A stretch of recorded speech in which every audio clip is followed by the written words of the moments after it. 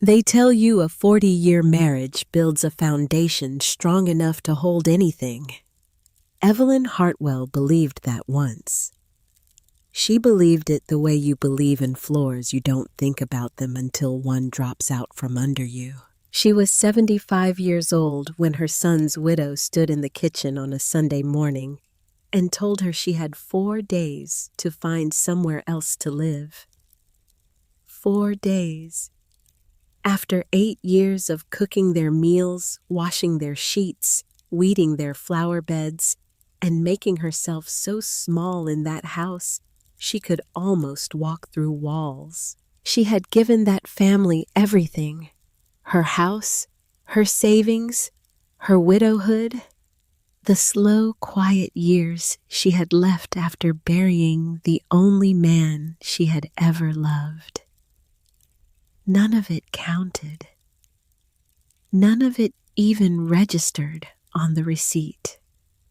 So Evelyn Hartwell walked out into a Tuesday morning that did not belong to her anymore, carrying 2 suitcases and a cardboard box of photographs with $840 in her checking account, and no idea where she was going to sleep that night. But here is the thing.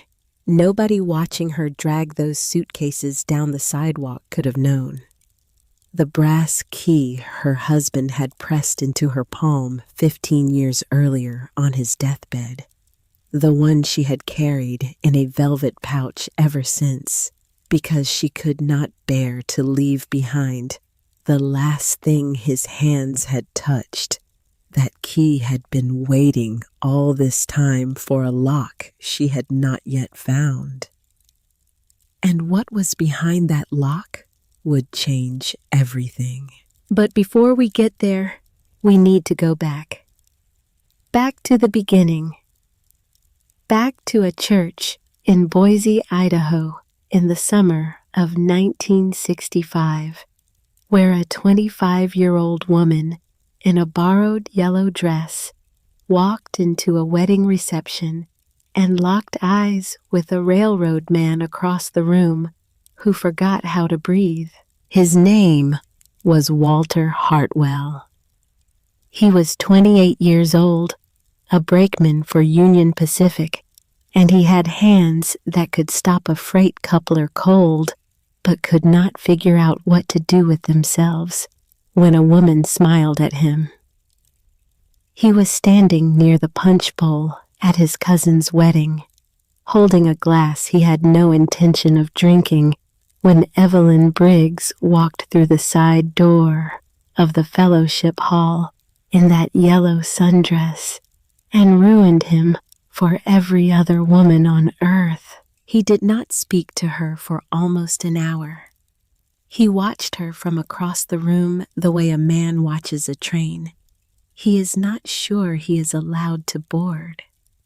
She was working as a clerk at the town post office, 25 years old, with dark hair pinned up off her neck and a laugh that carried across rooms without trying. She had come to the wedding with a friend. She did not know anyone else. It was his cousin's wife, Margaret, who finally grabbed Walter by the elbow and physically walked him across the room and said, "Walter, this is Evelyn. Evelyn, this is my husband's cousin. He has been staring at you for 45 minutes, and if someone doesn't introduce him, he is going to stand by that punch bowl until he dies." Walter turned the color of a barn.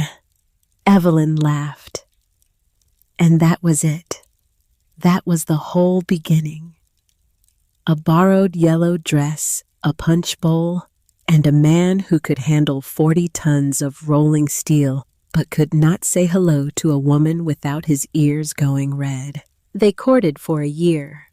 Walter would drive to the post office on his days off and pretend he needed stamps, and Evelyn would sell him stamps he did not need, and they would talk across the counter until her supervisor gave her a look.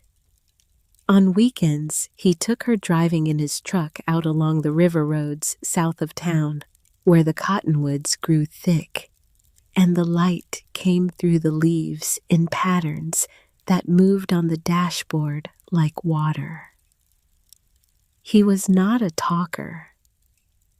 He told her things with his hands instead, the way he opened her door, the way he carried her groceries without being asked, the way he once spent an entire Saturday afternoon fixing the squeaky hinge on her apartment door, and refused to let her pay him, and could not be persuaded to stay for dinner, because he said it would not be proper. She fell in love with him the way you fall in love with a quiet man, slowly, without fireworks.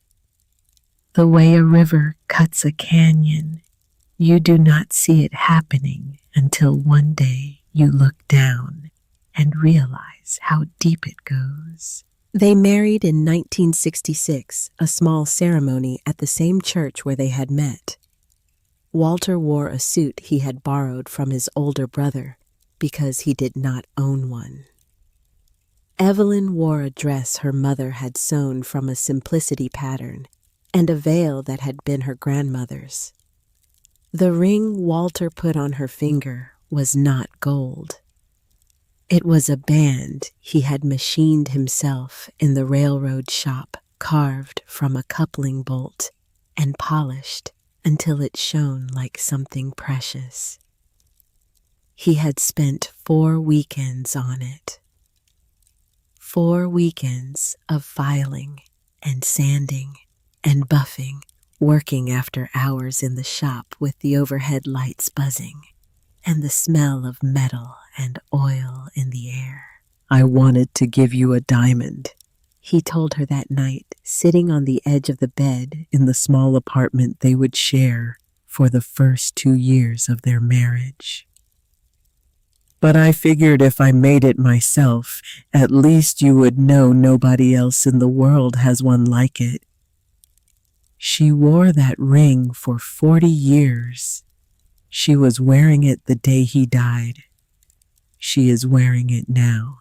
Walter Hartwell worked the rails for 41 years.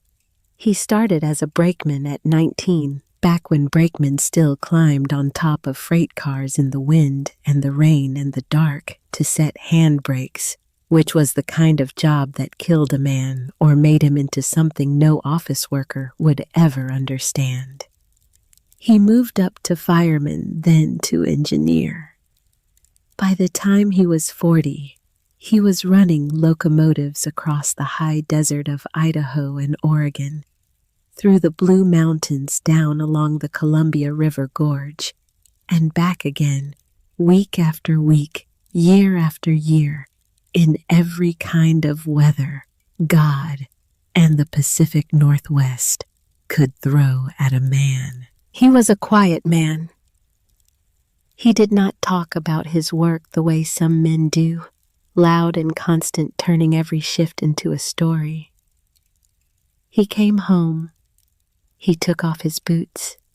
He washed his hands at the kitchen sink until the grease was gone, and then he sat down at the table and ate whatever Evelyn had made and told her it was good, and most of the time it was. He had a soft laugh that came out slow, like it had to climb over something before it reached his mouth.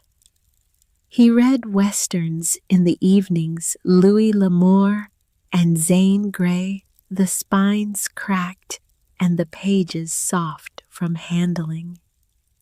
He kept a coffee tin in the pantry that he called the Someday Fund, and every payday he folded a bill or two and pushed it through the slot he had cut in the plastic lid. When Evelyn asked him what the Someday Fund was for, he said, "Someday." She learned not to ask again. Walter was a man who kept things inside, the way a good locomotive keeps its fire contained, purposeful, and hotter than anyone standing on the outside would guess. They had one child, a boy named Nolan, born in 1966, the same year they were married. Evelyn was 26. Walter was 29. Nolan came into the world at 3 in the morning at St. Luke's Hospital in Boise, and Walter, who had just finished a double shift and driven 60 miles to get there, fell asleep in the chair next to Evelyn's bed, with his hand on the edge of the bassinet, still wearing his railroad boots. That was the image Evelyn carried of Walter as a father. A man who drove 60 miles after a double shift and fell asleep with his hand on his son's bed. Not because anyone told him to, because it was where his hand wanted to be. Nolan was a good boy, quiet like his father, stubborn like his mother, though Evelyn would have told you it was the other way around. He played Little League without distinction. He got decent grades. He was the kind of kid teachers described as no trouble, which was both a compliment and a way of saying he did not leave much of a mark.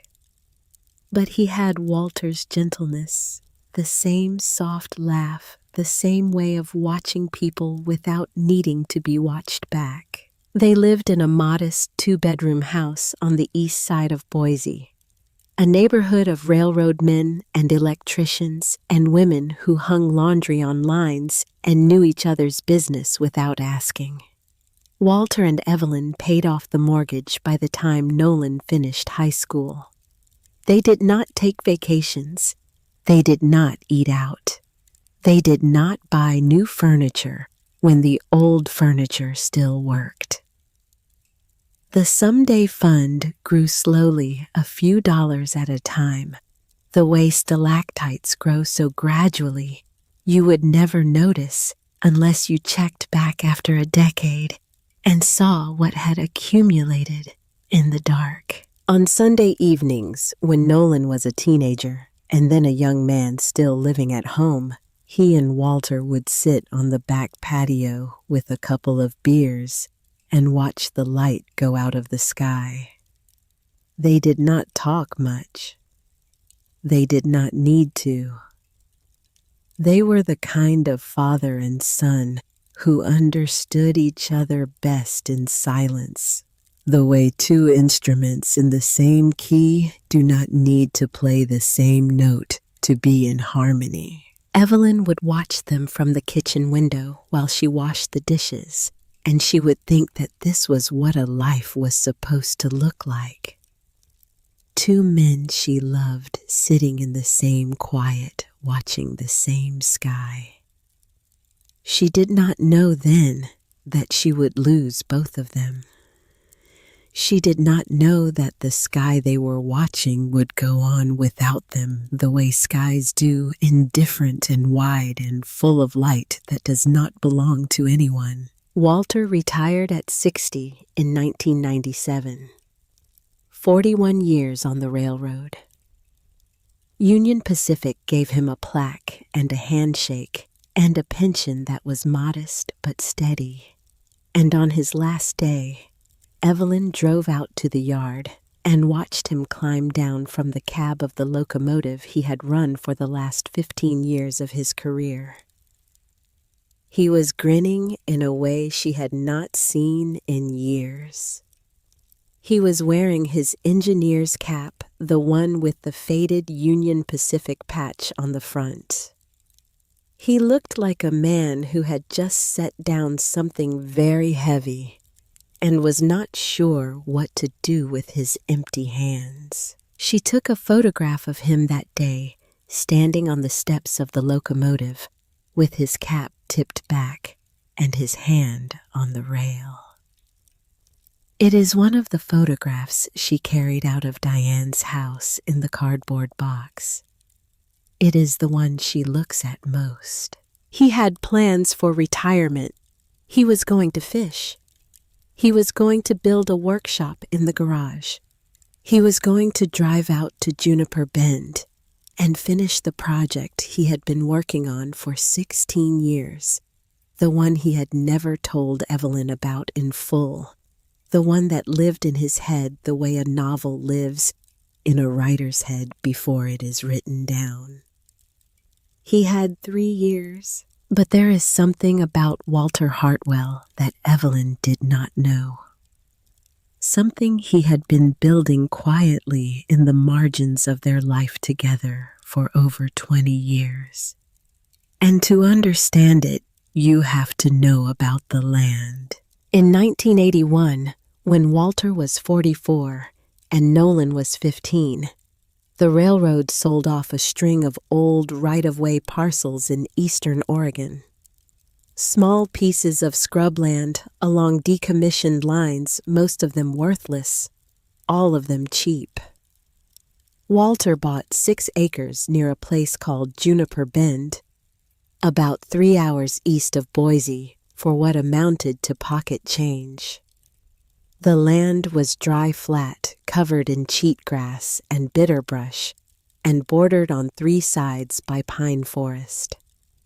There was nothing on it except a cattle gate, a run of old track that went 40 feet and stopped, and sitting on that track, a 1947 heavyweight Pullman sleeping car that the railroad had been planning to scrap. Walter could not stand to watch them cut her up. He had ridden in Pullman cars as a young brakeman. He knew what they were. He knew the craftsmanship that had gone into the walnut paneling and the brass fittings and the velvet upholstery. So he paid a flatbed crew out of his own pocket to haul the car out to Juniper Bend and drop her on that dead-end piece of track. And he told Evelyn about it on a long drive home from a family wedding in eastern Oregon. "I bought us a piece of land out near Juniper Bend," he said, pointing off the highway at a stretch of dry pine country. 6 acres. Got it cheap from the railroad. There is a Pullman car sitting on it. They were going to scrap her, and I could not stand to watch it. Someday we will fix her up. Make her a weekend cabin. Someday. That word again. Evelyn smiled and nodded and did not think much more about it. The land was 3 hours away. They had a house. They had a mortgage. They had a boy to raise. Someday was a long way off, and there were closer things to attend to. But Walter thought about it. Walter thought about it for the next 20 years. On his vacations and his days off, he would drive out to Juniper Bend alone, sometimes with a friend from the railroad named Hank Dawson, and he would work on the Pullman. He built a bookshelf inside the car from reclaimed pine, fitted it between 2 window frames where it held as solid as if it had been built with the car. He polished the brass handrails on the vestibule steps until they caught the light. He repaired 2 of the window frames that had warped with age, planing the wood down and resetting the glass with the patience of a man who believed that doing a thing right was the same as doing it forever. And he drew on the interior walls of the Pullman in his careful blocky handwriting in pencil that would last for decades. He mapped out a future nobody else could see. Kitchen here. One note read with an arrow pointing to the porter's end of the car. Evelyn's reading corner, said another, marking a spot near the windows on the south side where the afternoon light would come in warm and long. He drew the layout of a bathroom. He sketched where the solar panels would go on the roof. He noted the dimensions for a bed that would fit in the porter's compartment if you built the frame just right.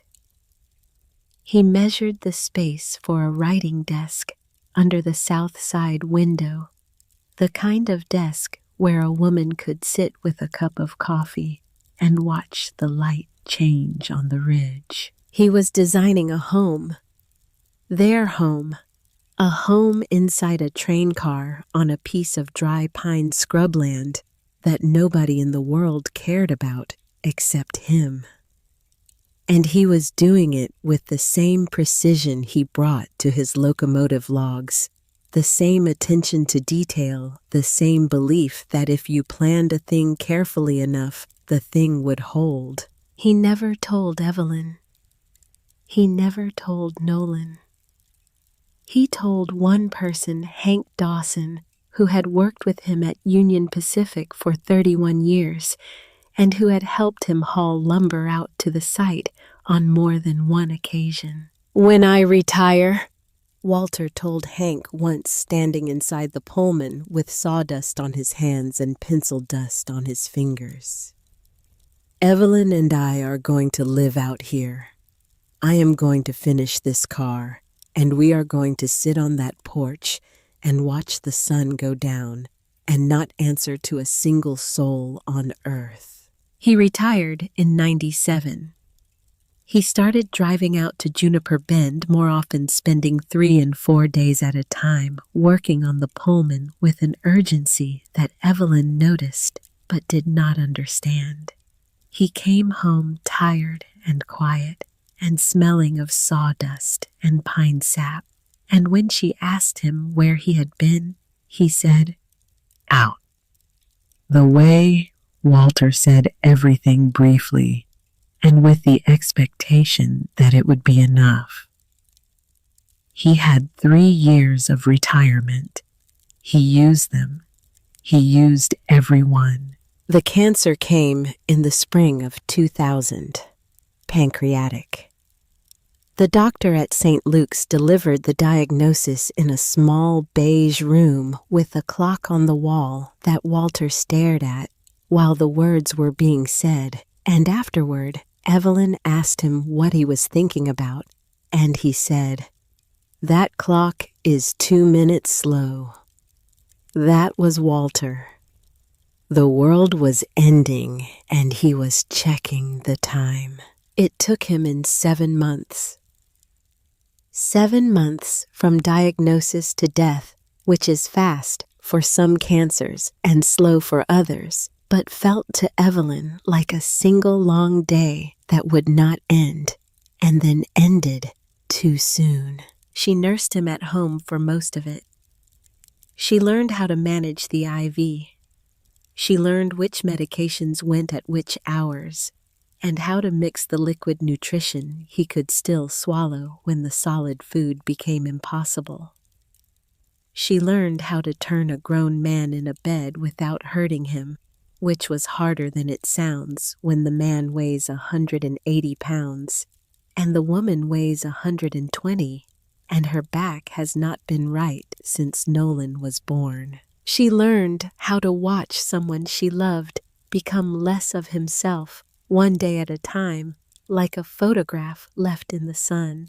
In the last week, the hospice nurses moved a hospital bed into the living room because the stairs had become impossible.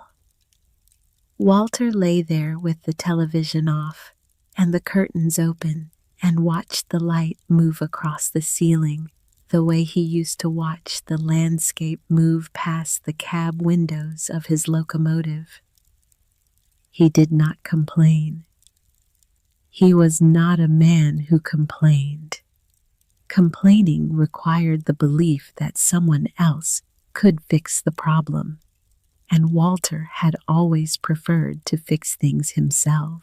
But sometimes, at night, when the morphine was wearing thin and the pain was climbing back up through his body like something looking for a way out, Evelyn would hear him whisper her name into the dark.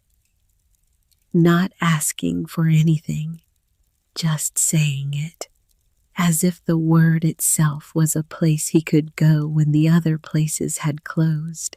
She would reach over from the chair where she was sleeping and take his hand and hold it until the next dose kicked in, and neither of them would speak, because they had been married for 34 years, and they had long ago passed the point where words were necessary for the things that mattered most. On the second to last night, while she sat beside him holding a cup of ice chips and watching the monitors blink their small green numbers, Walter opened his eyes with a clarity that startled her.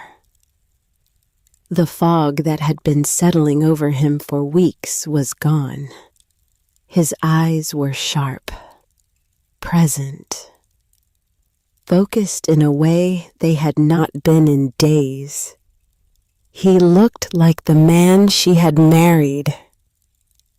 "Evelyn," he said, "bring me the small wooden box from the top of my dresser." She went upstairs. She found the box. It was walnut no bigger than a cigar box with a simple brass latch. She had seen it on his dresser for years, tucked between his watch stand and the framed photograph of Nolan's high school graduation. She had never opened it. It was Walter's, and Walter's things were Walter's things, and in 34 years of marriage, she had learned that some boxes are closed for a reason. She brought it down and set it on the bed beside him. He opened it with hands that trembled, but still knew what they were doing. Inside, lying on a piece of dark cloth, was a brass key on a leather cord. The key was old, dull, the color of a tarnished penny. The kind of key you might find in an antique shop and hold up to the light and turn over in your fingers and put back down because you could not imagine what it might open. Walter picked it up. He reached for Evelyn's hand. He pressed the key into her palm and closed her fingers around it one by one, slowly, deliberately, the way you close someone's hand around something you need them to hold for a very long time. "You hold on to this," he said. His voice was low but steady, steadier than it had been in weeks. "When the time comes, you will know what it is for, not before." She looked at the key. She looked at him. "Walter, what does it open?" "Not yet," he said, and then quieter, almost to himself, in a voice that was already beginning to fade back into the fog. "The car remembers everything I put into her. She will take care of you when I cannot." Evelyn thought it was the morphine. She thought the disease had finally reached the part of his mind that separated what was real from what was wished for. She kissed his forehead. She smelled his skin, which did not smell like Walter anymore, which smelled like hospital and chemical and the slow medical process of a body shutting down. She put the key in her jewelry drawer in a small velvet pouch next to the coupling bolt ring he had made her 34 years before. Walter Hartwell died the following evening at 7:14 p.m., with Evelyn holding his hand and the last light of an October day coming through the living room window and falling across the hospital bed in a long amber rectangle that looked to Evelyn like a road going somewhere she could not follow. The doctor said he had gone peacefully. Evelyn did not know what that meant. There was nothing peaceful about watching a man you had loved for 34 years close his eyes and become still in a way that was different from sleep, different from rest, different from anything she had a word for. Peaceful was what people said, when they had not been in the room. She buried him at Morris Hill Cemetery in a plot they had picked out together years before next to his parents. The headstone read, Walter Raymond Hartwell, 1937 to 2000, beloved husband and father, 41 years on the rails. She had debated the last line. The funeral director had suggested something from Scripture. Evelyn had said no. Walter was not a Scripture man. He was a railroad man. That was how he would want to be remembered. She stood at the grave after everyone else had left, after Nolan and Diane had driven away, after the last of the neighbors had squeezed her hand and told her how sorry they were. And she stood there alone in the October wind, with the leaves blowing across the cemetery lawn. And she said out loud to the fresh dirt and the headstone and whatever was left of the man underneath, I do not know what that key is for Walter, but I will keep it. She kept it. She carried it with her for the next 15 years, from drawer to purse to suitcase in the velvet pouch, because it was one of the last things his hands had ever touched, and letting go of it would have meant letting go of the feeling of his fingers closing around hers, and she was not ready for that. She did not think she would ever be ready for that. After Walter died, Evelyn had Nolan. He was 34, then married 6 years to a woman named Diane Caulfield. Diane was a real estate agent with sharp eyes and a sharper laugh. She wore good suits and drove a clean car and spoke to people the way a woman speaks when she has learned that being pleasant is a form of currency. She was not unkind. She was something more complicated than unkind. She was a woman who had learned early in life to calculate the value of everything around her, including the people, and to invest her warmth where the returns were highest. She had grown up in a family where money was tight and affection was conditional, and she had come out of it with a smile that could open doors and a set of instincts that could appraise a room the way she appraised a house, quickly, accurately, and with an eye toward what was worth keeping and what was not. Evelyn had tried to love her. She had bought Diane flowers on her birthday, sent cards on her anniversary, kept her opinions to herself when Diane redecorated Nolan's childhood bedroom into what she called a meditation studio, replacing Nolan's old bookshelf and his baseball trophies and the model trains Walter had built with him when he was 12, with a yoga mat and a salt lamp and a diffuser that made the room smell like a spa that had been left on too long. She had tried because Nolan loved Diane and Evelyn loved Nolan, and when you love your child, you learn to love the choices they make, even the ones that sit uneasy in your chest at 3 a.m, when the house is quiet and you are alone with the truth. Diane had tolerated Evelyn the way a hostess tolerates a guest who has stayed one night longer than the invitation specified. Polite, watchful, always counting. There was a ledger behind Diane's eyes, and Evelyn could feel herself being entered into it every time she washed a dish, or folded a towel, or sat too long at the kitchen table. She was a line item. She was overhead. And overhead, Diane's eyes said, is what you cut when you want to improve your margins. 4 years after Walter died, in 2004. Nolan and Diane decided to buy a bigger house in a better school district on the west side of Boise. The house cost more than they could afford without help.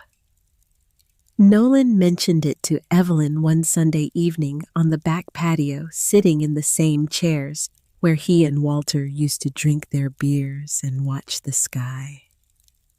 He did not ask for money. He would not have asked. He was Walter's son, in that way a man who would rather do without than admit he needed something he could not provide for himself. Evelyn did not hesitate. She sold the house she had shared with Walter for 33 years, the house where Nolan had taken his first steps, where Walter had built the bookshelf in the living room, where the someday fund had sat in its coffee tin in the pantry, growing in the dark like a quiet promise. She took the money from the sale, emptied out the someday fund, and handed it all to Nolan. $218,000, every dollar she had in the world, except her Social Security. Nolan cried. He sat on the back patio of the old house with the check in his hands, and he cried the way men cry when they do not want to be crying, silent, jaw tight, looking at the ground. Evelyn put her hand on his shoulder and said, "Your father would have wanted this," which was true, and which was also the thing she said to herself at night when she lay in the dark in the room that was no longer hers, in the house that was no longer hers, and wondered if she had made a mistake. Diane hugged her stiffly and called her mom for the first time in 6 years of marriage. The hug lasted 2 seconds. Evelyn counted. The arrangement was supposed to be temporary. Evelyn would live in the spare bedroom while she looked for a small apartment of her own. Something modest. Something she could afford on $1,400 a month of Social Security. Something with a kitchen and a window and a door that she could close at the end of the day and be alone with her thoughts and her photographs and the velvet pouch with the brass key in it. That was 2004. Evelyn was 64 years old. She thought she had time to figure out the rest. She thought the spare bedroom was a bridge. It was not a bridge. It was a slow, quiet trap. And it took her 8 years to understand that she was in it. The apartment search never went anywhere. The rents in Boise were higher than she had expected. The neighborhoods she could afford were not neighborhoods she wanted to live in alone. And Nolan kept saying, "There is no rush, Mom. Stay as long as you want." And Diane kept smiling when he said it, and the smile kept stopping at her mouth, and the months turned into years the way they do when you are not paying attention. Evelyn made herself useful. She cooked Nolan's favorite pot roast on Sundays the way Walter had liked it, with the carrots cut thick and the onions caramelized slow. She did the laundry. She weeded the front beds. She folded Diane's blouses with the careful precision of a woman who had ironed her husband's railroad uniforms for 4 decades and understood that fabric, like people, holds its shape better when someone takes the time. She tried to be invisible. She tried to take up no more space than was absolutely necessary, to leave no more evidence of her existence than a clean counter and a folded towel. She ate small portions. She watched television with the volume low. She went to bed early and got up early, and spent the hours in between doing things that justified her presence in a house where her presence was tolerated but not desired. She mostly succeeded. She became so good at disappearing that some days she wondered if she had actually managed it, if she had finally become invisible enough to satisfy whatever standard Diane was measuring her against. Nolan would sometimes find her sitting alone on the back patio at dusk, in the chair that had become hers, in the same way that a park bench becomes yours, if you sit on it long enough, not because anyone gave it to you, but because nobody told you to leave. He would squeeze her shoulder and say, "This is your home, Mom, for as long as you want it." Diane would smile when he said that. The smile was a perfect thing. It had the right shape and the right duration, and it involved the correct muscles around the mouth. But it never made the trip to her eyes. Evelyn noticed. She always noticed. She had spent 8 years studying Diane's face, the way a prisoner studies a guard's, looking for signals, looking for warnings, looking for the small changes in expression that mean the difference between a good day and a bad one. What Evelyn did not know, what she had no reason to suspect, was that Nolan had begun to worry. Not about his mother's presence in the house, which he welcomed, and which he would have defended against anyone, including Diane, but about what would happen to her if something happened to him. He was 45. He was overweight. His blood pressure was high and climbing, and the medication his doctor had prescribed sat in the medicine cabinet mostly untouched, because Nolan was Walter's son, and Walter's sons did not take pills, and Walter's sons did not go to doctors unless something was broken, and even then, they preferred to set it themselves. The men in his family did not live long. Walter had died at 63. Walter's father had died at 59. There was a pattern there written in the blood, and Nolan had started to see it the way you start to see a road ahead of you when the fog thins, not the whole road, but enough to know where it is going. 2 weeks before the day that would change everything, Nolan drove to the office of an estate attorney in downtown Boise. He sat in a leather chair across from a man named Phelps and explained what he wanted. A provision in his will, simple and clear. If anything happened to him, his mother was to be guaranteed either permanent residence in the house or 40% of its appraised value, whichever she preferred.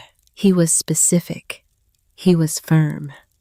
He told Phelps that his wife did not know about this meeting and that he intended to tell her himself, in his own time, in his own way.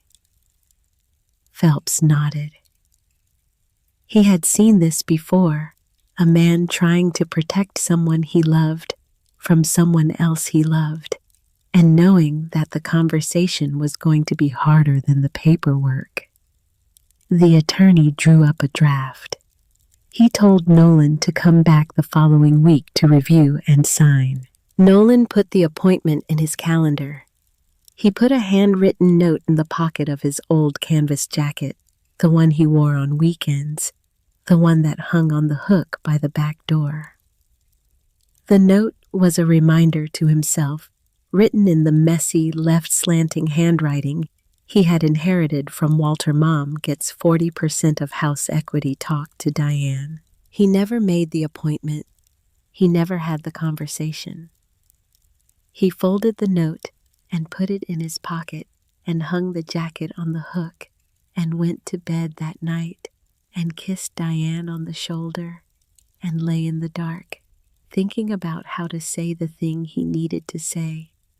And he did not find the words, and the days went by, and the appointment came and went, and the unsigned draft sat in Phelps's office in a manila folder with Nolan's name on it. On a Tuesday morning in March 2013, Nolan Hartwell collapsed at his desk at the insurance company where he had worked for 16 years. A massive heart attack. The kind that does not warn and does not wait and does not give you time to finish what you started. He was 47 years old.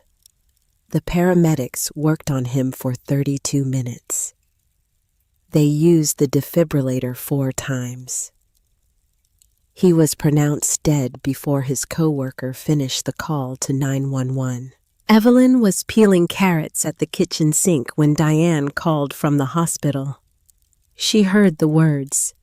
They arrived in her ear in the correct order, but they did not reach her brain in any order she could process. They were just sounds that meant something she was not able to understand while standing at a sink with a vegetable peeler in her hand and a pot of water boiling on the stove. She stood there. The peeler stayed in her hand. The water ran. The carrots she had been peeling dried out on the cutting board. The pot boiled over, and she did not move to turn it off.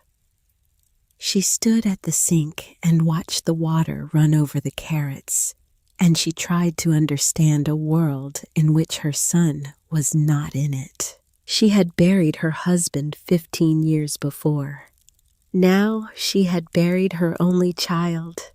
She was 73 years old, and she was standing in a kitchen that had never been hers, in a house she had paid for holding a vegetable peeler, and the last person in the world who loved her was gone. The funeral was on a Saturday. It rained. Evelyn stood at the graveside in a black dress she had not worn since Walter's funeral, and watched them lower her son into the ground, and she thought with a clarity that frightened her that the ground was getting everything and she was getting nothing. The ground had Walter.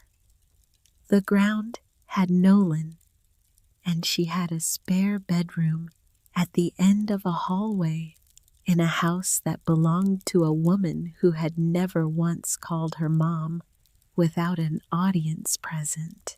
What Evelyn also did not know, what she would not learn for another 2 years, was that Diane had found the unsigned draft of Nolan's will. She had found it 3 days after the funeral while going through Nolan's desk at the insurance office collecting his personal items. It was in a manila envelope from Phelps's firm mixed in with old tax returns and insurance manuals. Diane read it. She read the provision about Evelyn. She read the phrase permanent residence or 40% of appraised value, and she understood what it meant and what it would have cost her, and how close Nolan had come to making it legally binding. She put the envelope in her briefcase. She drove home.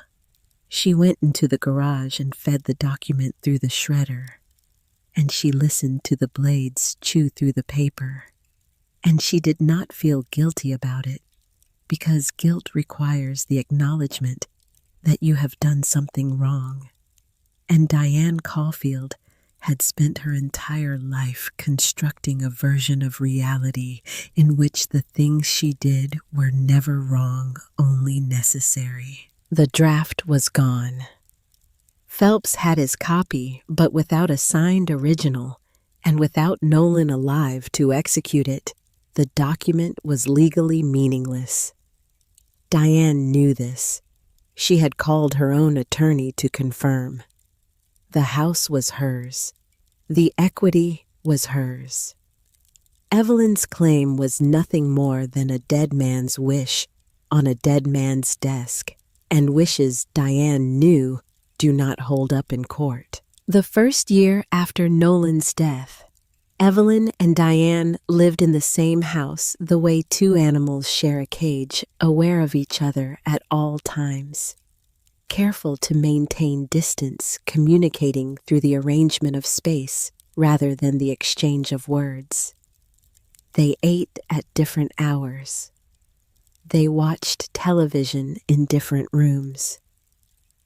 They passed each other in the hallway with the careful choreography of people who have agreed to coexist but not to connect.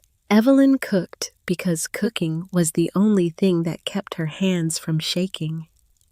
She made meals that nobody asked for, and nobody ate pot roast on Sundays, soup on Wednesdays, casseroles on Fridays that sat in the refrigerator until the following Tuesday, when she threw them out and started again. The cooking was not about food. It was about having something to do with the hours between waking up and going to bed, hours that had once been filled with the sound of Nolan's voice and the smell of his coffee and the particular weight of a house that has a man in it, and now were filled with nothing. Diane worked late. She came home smelling of perfume.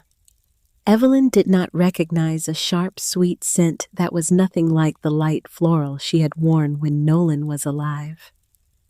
She wore different clothes. Her posture changed. She carried herself with the energy of a woman who had been released from something and was still figuring out what to do with the freedom. In the second year, things shifted further. Diane got new highlights in her hair. She bought tighter clothes.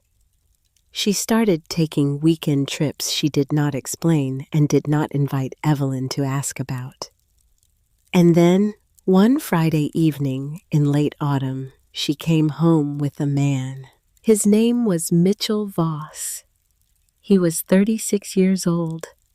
He wore a blazer with the sleeves pushed up and a watch that was slightly too large for his wrist. The kind of watch a man wears when he wants you to notice it, but not to look too closely at whether it is real. He shook Evelyn's hand at the kitchen door with a grip that was calibrated to communicate authority, the kind of handshake that men practice in front of mirrors when they are young and never outgrow. Diane introduced him as a friend from her real estate network. Evelyn nodded. She did not say what she was thinking, which was that friends from real estate networks do not arrive on Friday evenings with overnight bags and bottles of wine, and the settled familiarity of a man who has already decided where he is going to sleep. Within a month, Mitchell was staying over 3 nights a week. Within 2 months, his electric razor was on the bathroom counter. His protein powder was on the kitchen island, and his voice was the loudest sound in the house. He filled rooms the way a certain kind of man fills rooms, not by being large, but by refusing to be anything else. He called Evelyn ma'am. Not the way a young man says ma'am to a woman he respects, with the slight forward lean, the brief meeting of eyes, the small nod that means I see you, and I acknowledge you, and I know that you have been in this world longer than I have, and I respect what that means. He said it the other way. The way a customer says ma'am to a waitress he is ready to stop being served by. Polite and dismissive in the same syllable, like a door that opens and closes at the same time. He made comments. The kitchen tile was dated. The carpet should go. The neighborhood was, in his words, transitioning down, which was a phrase Evelyn had heard Diane use with clients, and which meant, as far as Evelyn could tell, that the people who lived there were not the kind of people Mitchell Voss wanted to be associated with. He said these things in front of Evelyn the way you might talk about the wallpaper in front of a lamp, as if she were an object in the room that had come with the house and would leave with the house, and had no thoughts about anything that happened between those two events. Diane laughed at his jokes. She refilled his wine glass. She leaned into him on the couch in the living room, while Evelyn sat across from them in the armchair that had been hers for 8 years. The one she had placed by the window so she could watch the birds in the front yard. And Diane did not look at her mother-in-law, and Mitchell did not look at her either. And Evelyn sat smaller and smaller in the chair, folding into herself, the way a newspaper folds when someone is done reading it and does not intend to pick it up again. She said nothing. She had learned a long time ago that the silence of an old woman in someone else's house is the cheapest rent she can pay. And she paid it, night after night, week after week. She paid it in silence and in smallness and in the careful art of taking up no more room than was absolutely required to remain alive. The Sunday morning came in late June 2015. Evelyn was at the stove making French toast the way Nolan had liked it when he was a boy. Extra cinnamon, the bread soaked overnight in eggs and vanilla and a splash of milk. She made it every Sunday because it was the closest she could get to having her son in the room, the smell of the cinnamon, the sizzle of the butter, the particular way the bread turned golden in the pan. It was not cooking. It was prayer. Diane and Mitchell came down the stairs together. Diane was wearing yoga pants and a cashmere sweater, and her face had the set, rehearsed look of a woman who had practiced what she was about to say in front of a mirror until the words felt like something that had always been true. Mitchell poured himself coffee and leaned against the counter with his arms crossed, positioned behind Diane, like a man who had been given a role in a scene and was waiting for his line. "Evelyn, sit down for a minute," Diane said. "We need to talk." Evelyn turned off the burner. She sat down at the kitchen table. It was the same table Walter had bought at an estate sale in 1986, solid oak, 4 legs, no nonsense. The kind of table a railroad man buys because it will outlast everything else in the room. She had carried it with her from the old house. It was the one piece of furniture she had insisted on bringing. Diane had tried to throw it out twice. Both times Evelyn had said no. Both times Diane had backed down, not because she respected Evelyn's attachment to it, but because the argument was not worth the effort. "Mitchell and I are getting married," Diane said. Evelyn nodded. She had seen it coming for weeks. The ring on Diane's left hand was new, a cushion-cut diamond that caught the kitchen light. "Congratulations." "We are doing a small ceremony in the backyard next month. After that, Mitchell is moving in full-time." "That makes sense. The thing is—" Diane paused, and Evelyn felt her stomach go cold. She knew that pause. She had heard Diane use it on the phone with clients she was about to disappoint. It was the pause that comes before the number goes down, before the terms change, before the person on the other end of the conversation realizes that the deal they thought they had is not the deal they are going to get. Mitchell and I are planning to start a family. We need the spare room for a nursery. We are going to need the space. I understand, Evelyn said. She set her hands flat on the table to stop them from trembling.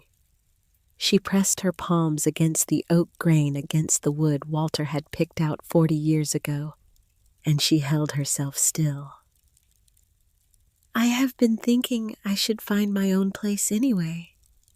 Give me a few weeks, and I will. We were thinking the end of this week, Diane said. Evelyn looked up. This week? Friday. The movers are already booked. Diane, that is 4 days. You have been here 8 years, Evelyn. Diane's voice was level, rehearsed. It had the flat, practiced quality of a line that has been said too many times in a mirror to sound natural. I think we have been more than fair. The word fair hung in the kitchen the way a smell hangs in a room after someone has burned something. It did not dissipate. It sat there between them in the space above the oak table between the woman who had paid for this house and the woman who owned it, and it took up more room than any word that size should be allowed to take. Evelyn watched her daughter-in-law's face. She studied it the way she had been studying it for 8 years, looking for the thing behind the performance, looking for the human being behind the transaction. And she saw clearly for the first time what had probably been there all along. There was no guilt in Diane's face. No grief, no hesitation, no shadow of the man whose death had made this conversation possible. There was only a woman closing a deal she had decided on a long time ago and was finally getting around to executing. I gave you the money for this house, Evelyn said quietly. You gave that to Nolan. Nolan is gone. I sold my home, and you have lived here rent-free for almost a decade. I think we are even. Mitchell shifted his weight against the counter. He uncrossed his arms and put his hands in his pockets and said in a voice that was designed to sound reasonable, We have already arranged transport for your things. The movers will load whatever you want to keep on Friday morning and take it wherever you tell them. We are trying to make this easy for everyone. Take it where, Evelyn said. It was not really a question. It was the sound a person makes when the floor they have been standing on turns out to be made of paper. Diane shrugged. It was a small shrug. A controlled shrug, the kind of shrug a woman gives when she wants to communicate that the problem under discussion is not hers and never was. That is not really my problem to solve. You have Social Security. There are senior services. You are a resourceful woman, Evelyn. You will figure it out. Evelyn sat at the table for a long moment. She looked at her hands flat on the oak. She looked at the ring Walter had made her, the coupling bolt band on her left ring finger, dull and scratched from 40 years of wear. She looked at the French toast congealing in the pan on the stove the Sunday morning offering that nobody wanted. She did not cry. She had used up most of her crying at Nolan's funeral and in the long, quiet evenings afterward, sitting on the back patio in the chair where they used to drink their Sunday beers, talking to a son who could no longer answer. There was very little left in her for moments like this one. The well was nearly dry. What remained at the bottom was not grief. It was something harder than grief. Something closer to stone. She stood up. She turned off the coffee pot. She went upstairs to the guest room, the room that had been hers for 8 years and had never once been called hers. And she started pulling things out of the closet, folding them on the bed in the careful way Walter had taught her on their honeymoon when they had to fit a week's clothes into one shared suitcase. Corners tucked, sleeves flat, everything in its place. The next 4 days, she moved through the house like a woman packing for a trip she had not agreed to take. She had 2 suitcases from her old life, the same ones she and Walter had used on their honeymoon in 1966 leather, with brass latches scuffed and soft with age. She had 1 cardboard box she found in the garage behind the Christmas decorations, and the broken exercise bike Diane had bought and never used. Into the suitcases went her clothes, her toiletries, Walter's wool coat that she still wore on cold mornings, because if she buried her face in the collar, she could still find underneath the years of mothballs and closet air the faintest trace of him. The velvet pouch with the brass key and the coupling bolt ring, a pair of reading glasses, her blood pressure medication, a bar of the lavender soap she liked, the small portable inventory of a woman whose life had been reduced to what she could carry. Into the cardboard box went the photographs. The wedding portrait from '66 black and white Evelyn in her mother's dress and Walter in his borrowed suit. Both of them squinting slightly because the photographer had positioned them facing the sun. Nolan at 6 years old holding up a trout almost as long as his arm, grinning at the camera with Walter's grin wide and unguarded, and full of the uncomplicated joy that belongs to children who do not yet know that joy is something you can lose. Walter, in his engineer's cap, on his last day at the railroad, standing on the steps of his locomotive, one hand on the rail, the other raised in a half wave that looked in the photograph like a man saying goodbye to more than a job.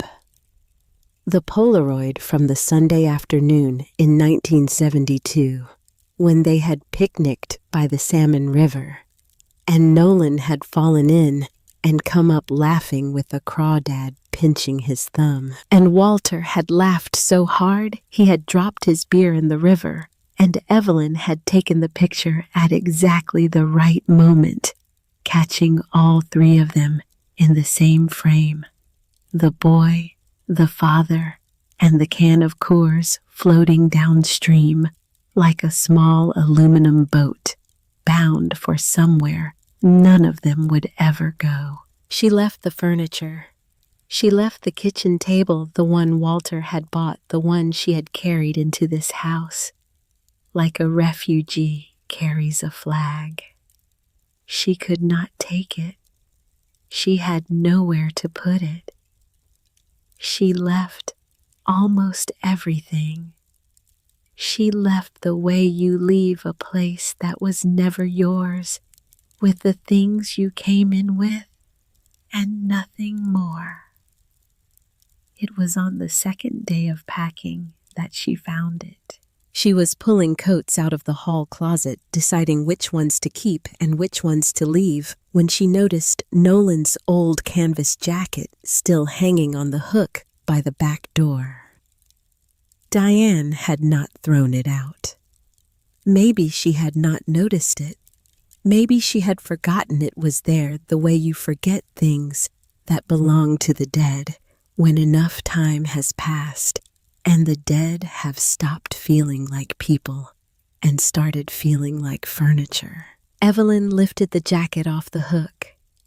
She held it for a moment, the canvas rough against her fingers, and she pressed her face into the collar the way she pressed her face into Walter's coat, looking for the smell of her son. But Nolan's smell was gone. 2 years of other coats and other seasons, and the slow chemical patience of time had erased it. The jacket smelled like a closet. Nothing more. She checked the pockets out of habit, the way a mother checks a child's pockets before doing the laundry, looking for forgotten tissues and loose change and the small artifacts of a life being lived. The left pocket was empty. The right pocket held a folded piece of paper. She unfolded it. Her hands were steady. Nolan's handwriting. She knew it anywhere. Messy slanted left the same way Walter's handwriting slanted left, as if the words were leaning into a wind that only Hartwell men could feel. Mom gets 40% of house equity talk to Diane. Evelyn read it twice.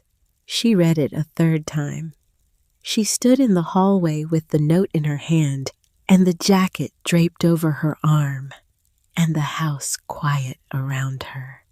And she understood in a single cold rush that moved through her body like ice water what her son had been trying to do.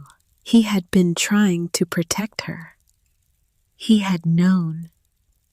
He had seen what Evelyn had spent 8 years refusing to see, that Diane's tolerance had an expiration date, that the spare bedroom was a holding cell, that the smiles that stopped at the mouth were warnings, not kindness. And he had tried to do something about it.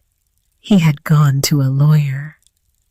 He had drawn up a provision. He had written himself a note to remind himself to have the conversation. And he had died before the conversation happened. And Diane had never mentioned it. Not the note, not the lawyer, not the draft. Not once. In 2 years of living in the same house with the woman her husband had tried to protect, Diane had never said a word. Evelyn put the note in her wallet behind her Social Security card, where it would stay flat and safe. She hung the jacket back on the hook. She did not confront Diane. There was no point. Nolan's note was not a will. It was not a legal document. It was a dead man's good intention written on a scrap of paper in messy, left slanting handwriting, and it had no more power in the world than a prayer. Less, maybe. Prayers, at least, are addressed to someone who might be listening. On Friday morning, Evelyn stood in the foyer with her 2 suitcases and her box. She had $840 in her checking account and a Social Security check of $1,400 a month and a piece of pine scrubland in eastern Oregon that she had nearly forgotten existed, and no idea what she was going to do with any of it. Diane came down the stairs in workout clothes. Her hair was pulled back. She was already dressed for whatever her morning was going to be, a yoga class, the beginning of a life that no longer had an old woman sitting in the corner of it.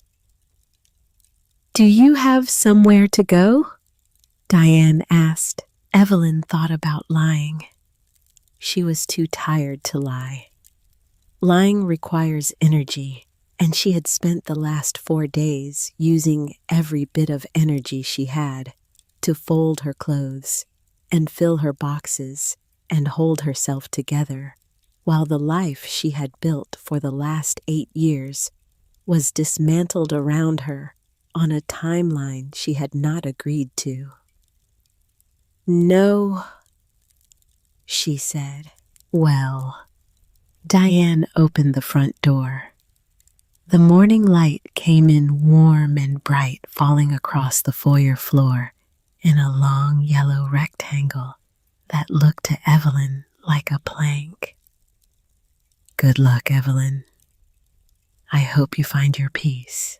Evelyn picked up her suitcases, one in each hand.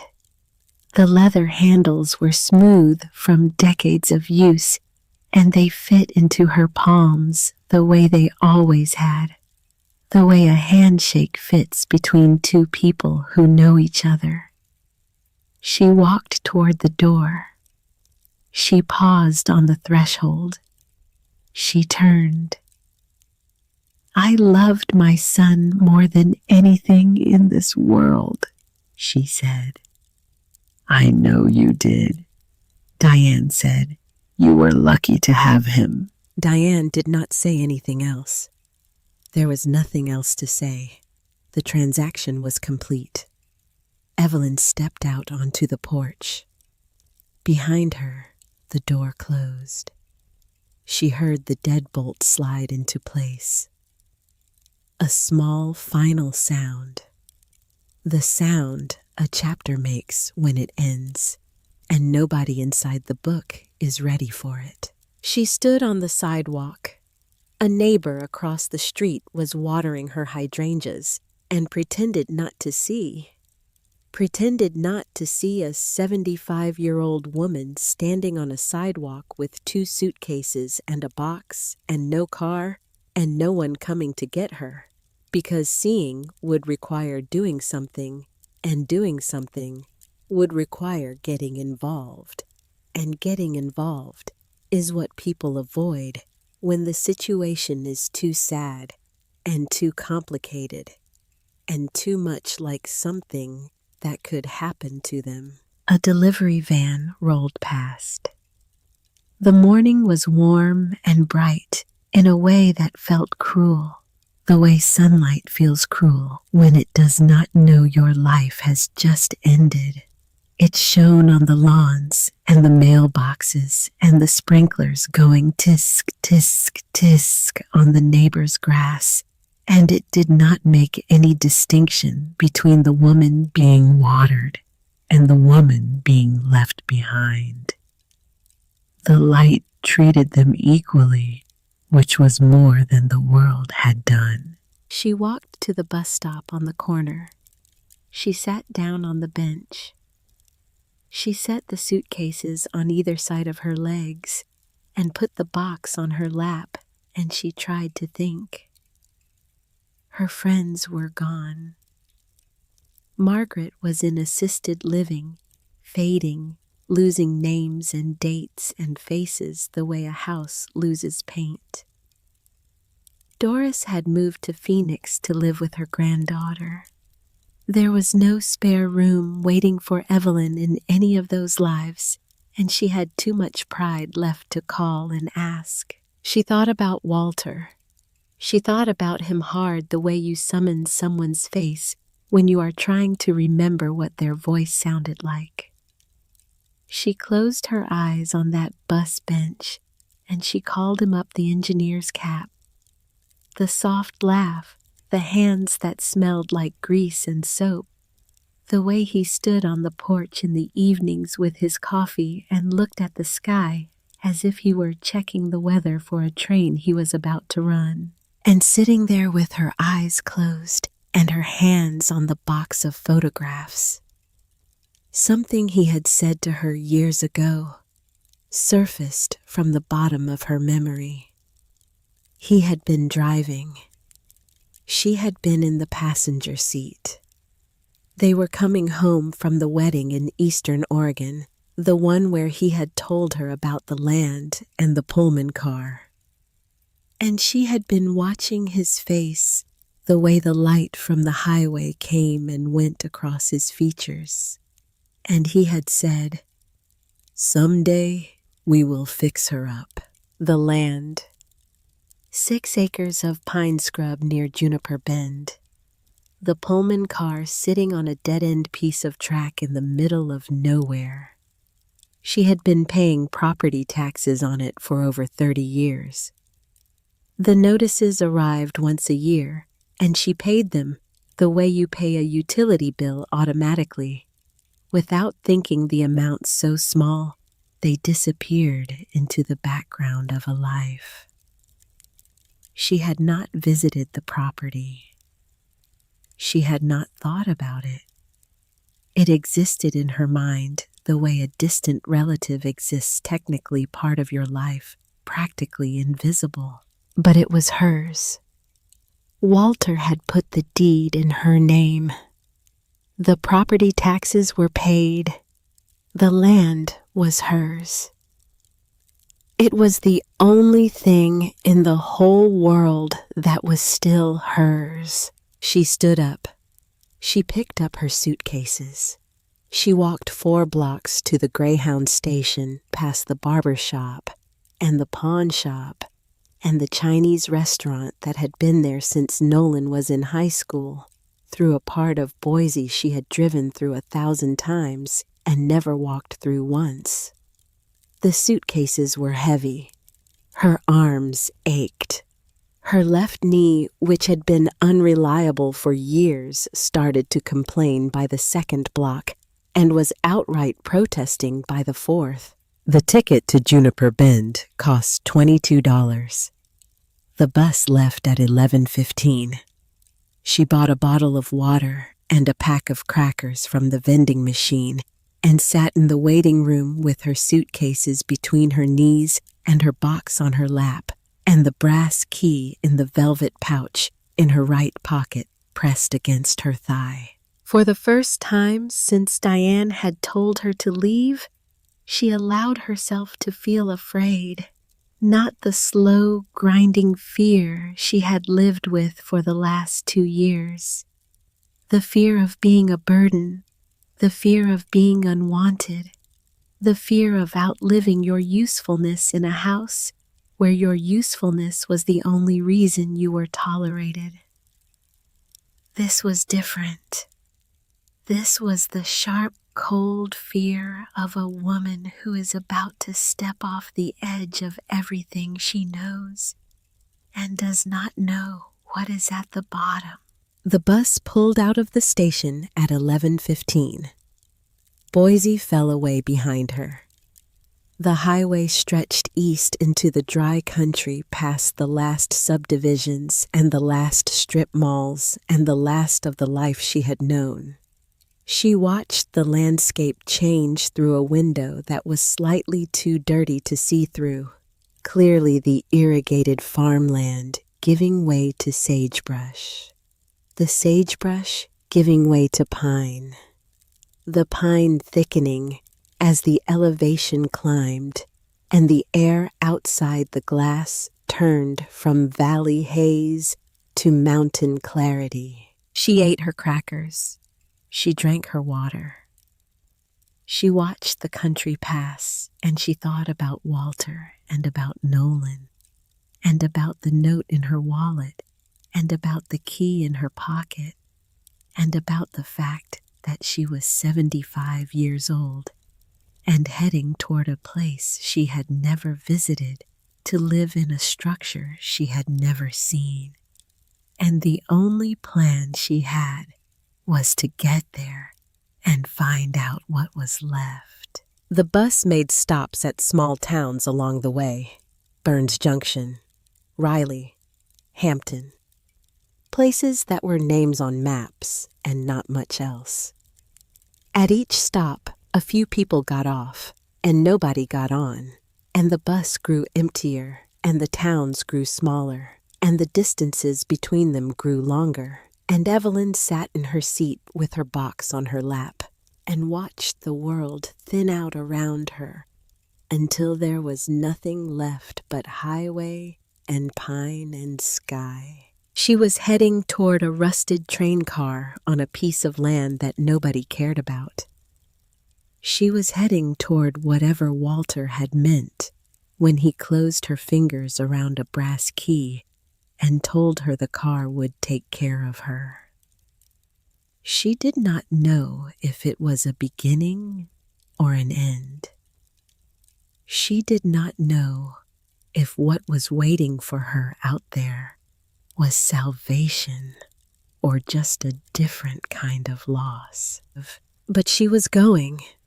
She was going because there was nowhere else left, and because Walter had told her to hold on to the key, and because the bus was moving and she was on it, and the only alternative was getting off and standing on the side of a highway in the middle of Oregon with everything she owned and no direction to walk in that led anywhere she wanted to go. The bus carried her east. The mountains rose, the pines closed in, and somewhere ahead, on 6 acres of dry ground near a town that barely existed, a Pullman car from 1947 sat on a dead-end piece of track and waited for the woman it had been waiting for all along. Juniper Bend was barely a town. It was the kind of place that existed because someone had once decided a gas station and a post office were enough to justify putting a name on a map, and nobody had ever come back to argue the point. 2 pumps at a Shell station with a hand-painted sign that had faded to the color of old bone.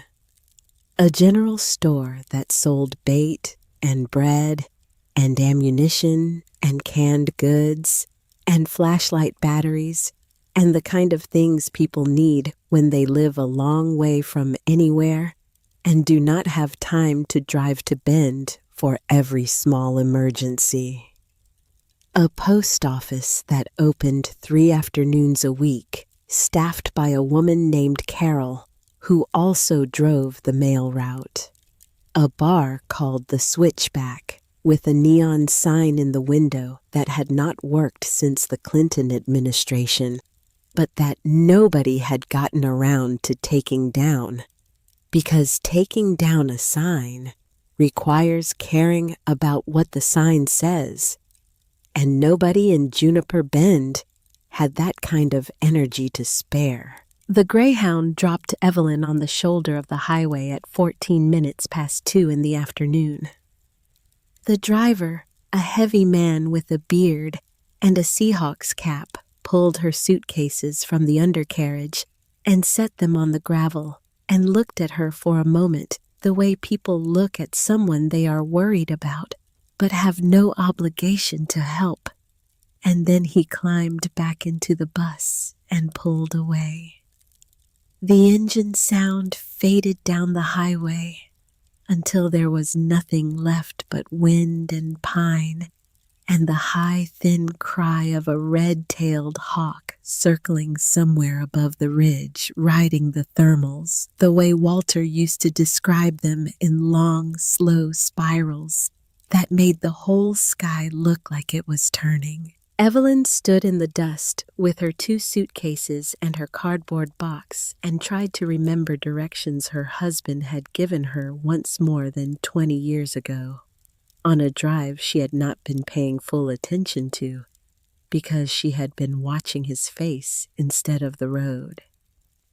She remembered the words, Juniper Bend.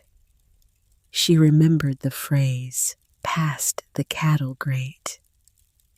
She remembered Walter pointing off the highway with one hand, while the other stayed on the wheel the way he always drove steady and controlled. And she remembered not looking where he was pointing, because his hand in the sunlight was more interesting to her than whatever piece of empty scrubland it was aimed at. She picked up her things and walked toward the general store. The building was wood-sided, painted white a long time ago, and now the color of old teeth. A screen door with a spring that creaked. Inside it smelled like pine floor cleaner, and something sweet hard candy maybe, or the particular chemical sweetness of old soda syrup in the fountain machine that sat next to the register and probably had not dispensed anything drinkable in years. The woman behind the counter was somewhere in her 60s, with iron gray hair pulled back tight and a face that had been shaped by decades of high desert weather, wind and sun and dry cold, and the particular brand of patience that comes from living in a place where nothing happens fast, and complaining about it does not make it happen faster. She wore a flannel shirt with the sleeves rolled to the elbows, revealing forearms that were brown and ropey, and looked like they could still change a tire if the situation required it.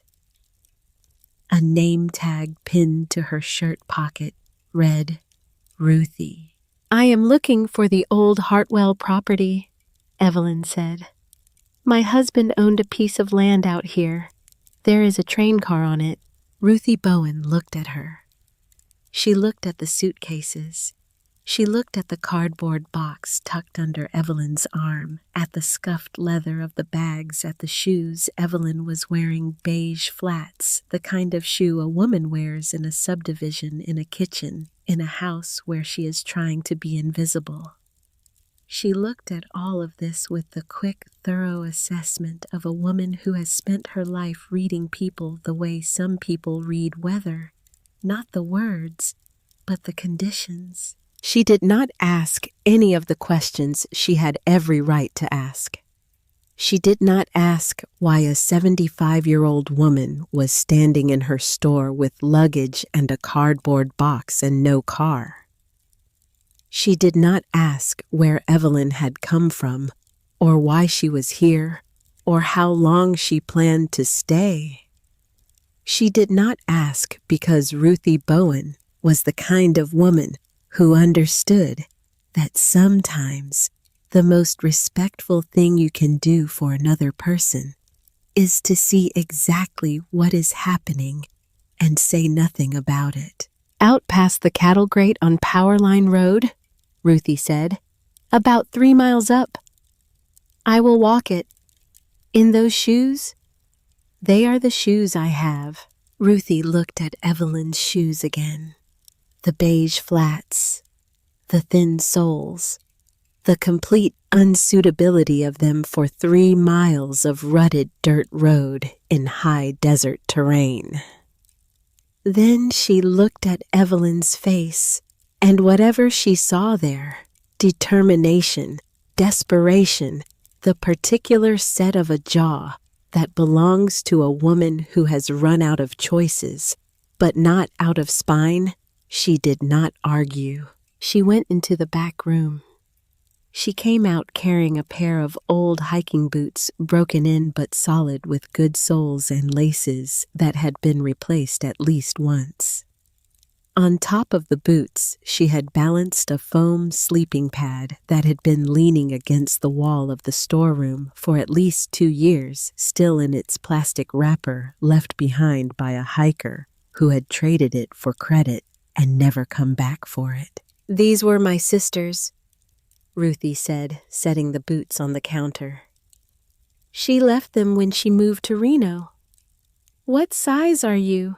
7.5. "Close enough." Ruthie rang up a half loaf of bread, a jar of peanut butter, a flashlight with 2 spare batteries, and a gallon jug of water. She added the boots and the sleeping pad to the pile and rang the total as $6.40, which bore no relationship to the actual cost of any of it. When Evelyn reached into her wallet and hesitated, counting the bills, calculating what she could afford, Ruthie slid $2 back across the counter and did not meet her eyes and did not explain why. There are people in the world who perform kindness as theater, loudly, visibly making sure the audience sees the generosity and understands who is giving and who is receiving. Ruthie Bowen was not one of those people. Ruthie's kindness was the other kind, the kind that happens in the margins without fanfare, without acknowledgement, the kind that costs the giver something and does not ask for anything back. Not even a thank you, because asking for thanks would turn it into a transaction. And Ruthie had enough transactions in her life. She wanted this to be something else. Then Ruthie said, "You are not walking 3 miles with 2 suitcases." She reached under the counter and grabbed a set of keys. "Get in the truck." Ruthie Bowen drove a 1994 Ford Ranger with a cracked windshield and a bench seat that smelled like dog and wood smoke, and the ghost of 100 cups of gas station coffee that had been drunk and spilled and dried on the upholstery over the years. She drove Evelyn up Powerline Road without speaking past the cattle grate and the last ranch fence and into the long, dry corridor of pine and sage that climbed toward the ridge. The road was rutted and unmaintained, and the truck bounced over potholes and washboard gravel, with the particular violence of a vehicle that has learned to survive bad roads by refusing to slow down for them. Evelyn held her box of photographs on her lap and braced one hand against the dashboard and watched the country open up around her. Pine trees on both sides, tall and straight, and spaced far enough apart that you could see between them to the next rank and the next, like columns in a cathedral that went on forever.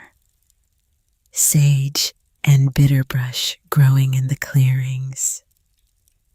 A fence post with a hawk on it, watching the truck pass with the calm disinterest of an animal that has seen everything and is no longer impressed. The light was different out here, cleaner, sharper.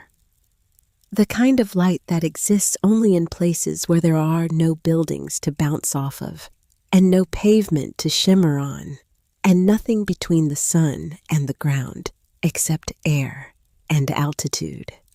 It fell on the road ahead of them in a long white stripe that looked from inside the cab of the truck, like a path being laid down just ahead of them, one moment at a time. When they came around the last bend and the property appeared through the windshield, Ruthie stopped the truck. She did not turn off the engine. She looked through the cracked glass at what was there and what was not there, and she said quietly, "Lord." It was worse than Evelyn had imagined, worse than forgotten, worse than neglected.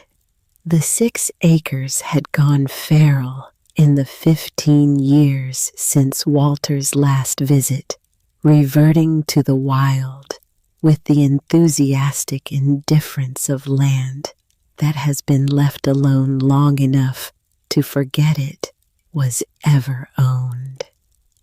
Knee-high cheatgrass everywhere, the dry stems rattling in the breeze, like the sound of 1,000 small fires being lit. Clumps of bitterbrush, thick as furniture, some of them shoulder-high, growing in dense tangles that would take a man with a chainsaw a full day to clear. A few young pines that had seeded themselves into the middle of what had once been a clearing, growing at angles that suggested they were not sure they wanted to be there, but had decided to stay anyway. A barbed wire fence on 3 sides half collapsed, the wire sagging between posts that leaned at angles that defied the wishes of the men who had driven them. Some of the posts had fallen entirely, the wire lying on the ground in rusty tangles that would catch an ankle and not let go. A rusted metal gate at the entrance hanging from a single hinge, the bottom rail dragging in the dirt. And in the center of all of it, sitting on a section of weed-choked track that ran maybe 40 feet and stopped at nothing. No platform, no station, no destination, just a pair of rails that ended in the grass. The way a sentence ends in the middle of a thought was the train car. The Pullman was a ruin. A magnificent, heartbreaking, impossible ruin.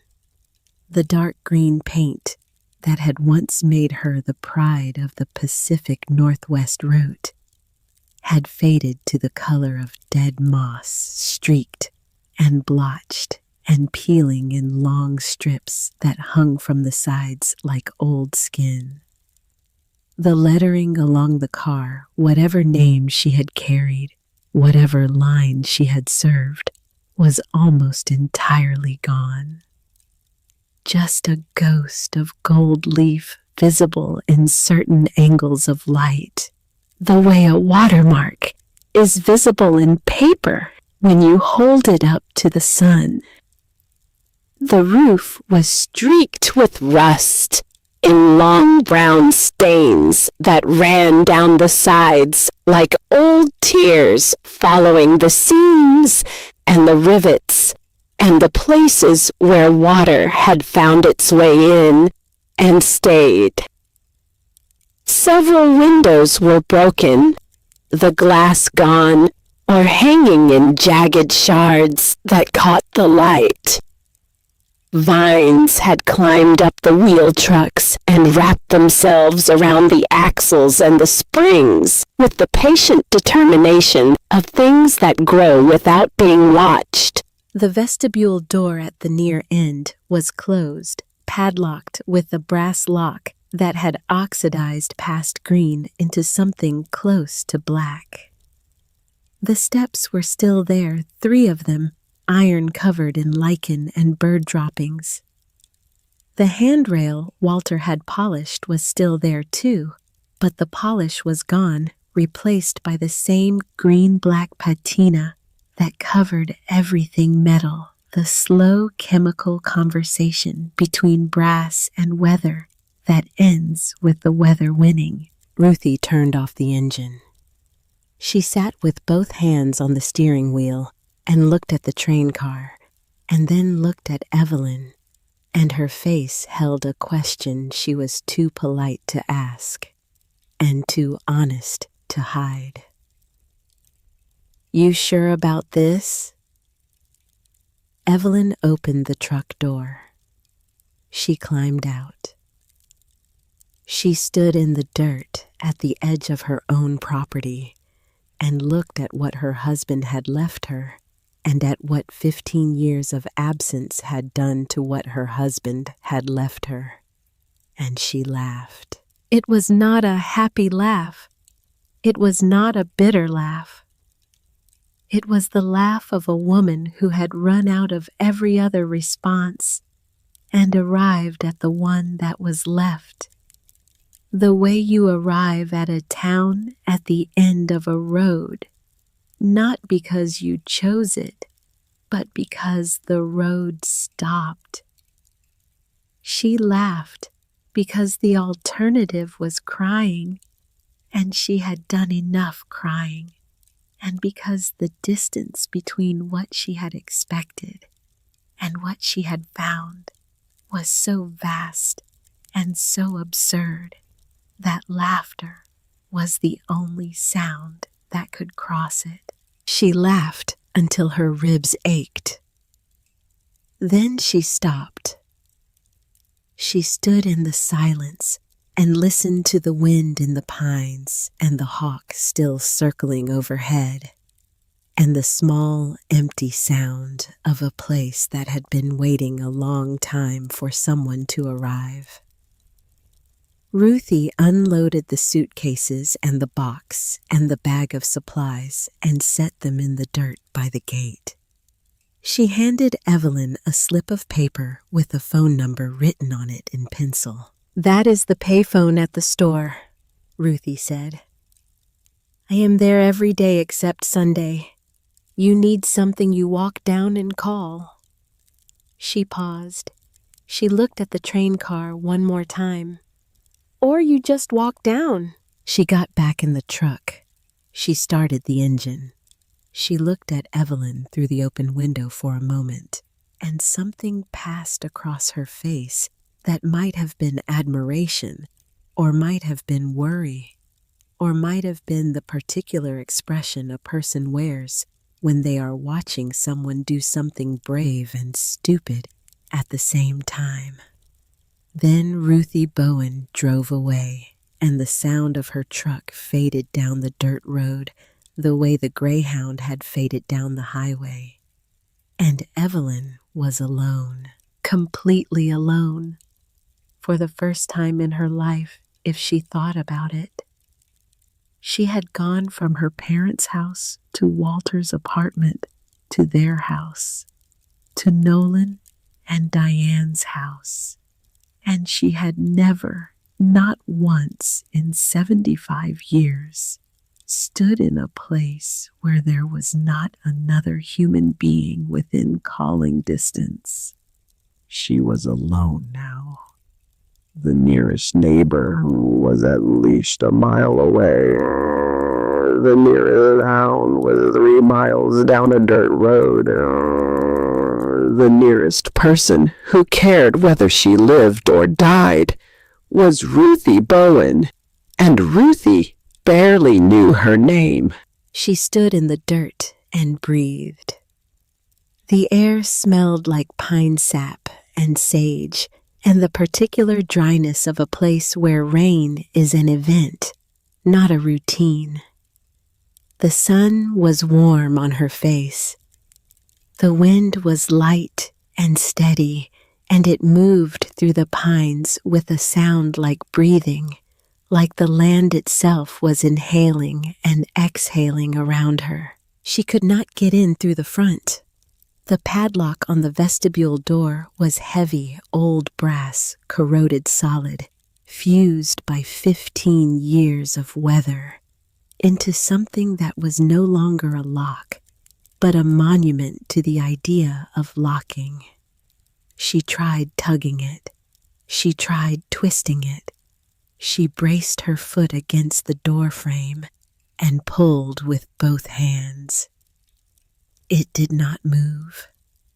It would not move for anything short of bolt cutters or a man with a heavy hammer, and she was neither of those things. She walked the length of the Pullman, one hand trailing along the side the way Hank Dawson would later do, feeling the rivets and the seams and the texture of old paint under her fingers. Near the rear of the car, she found a side door that had been partially pried open at some point, maybe by an animal looking for shelter, maybe by a drifter looking for a roof, maybe by the wind or the frost, or the slow, patient leverage of tree roots growing underneath the track. The metal was bent outward, the latch hanging loose.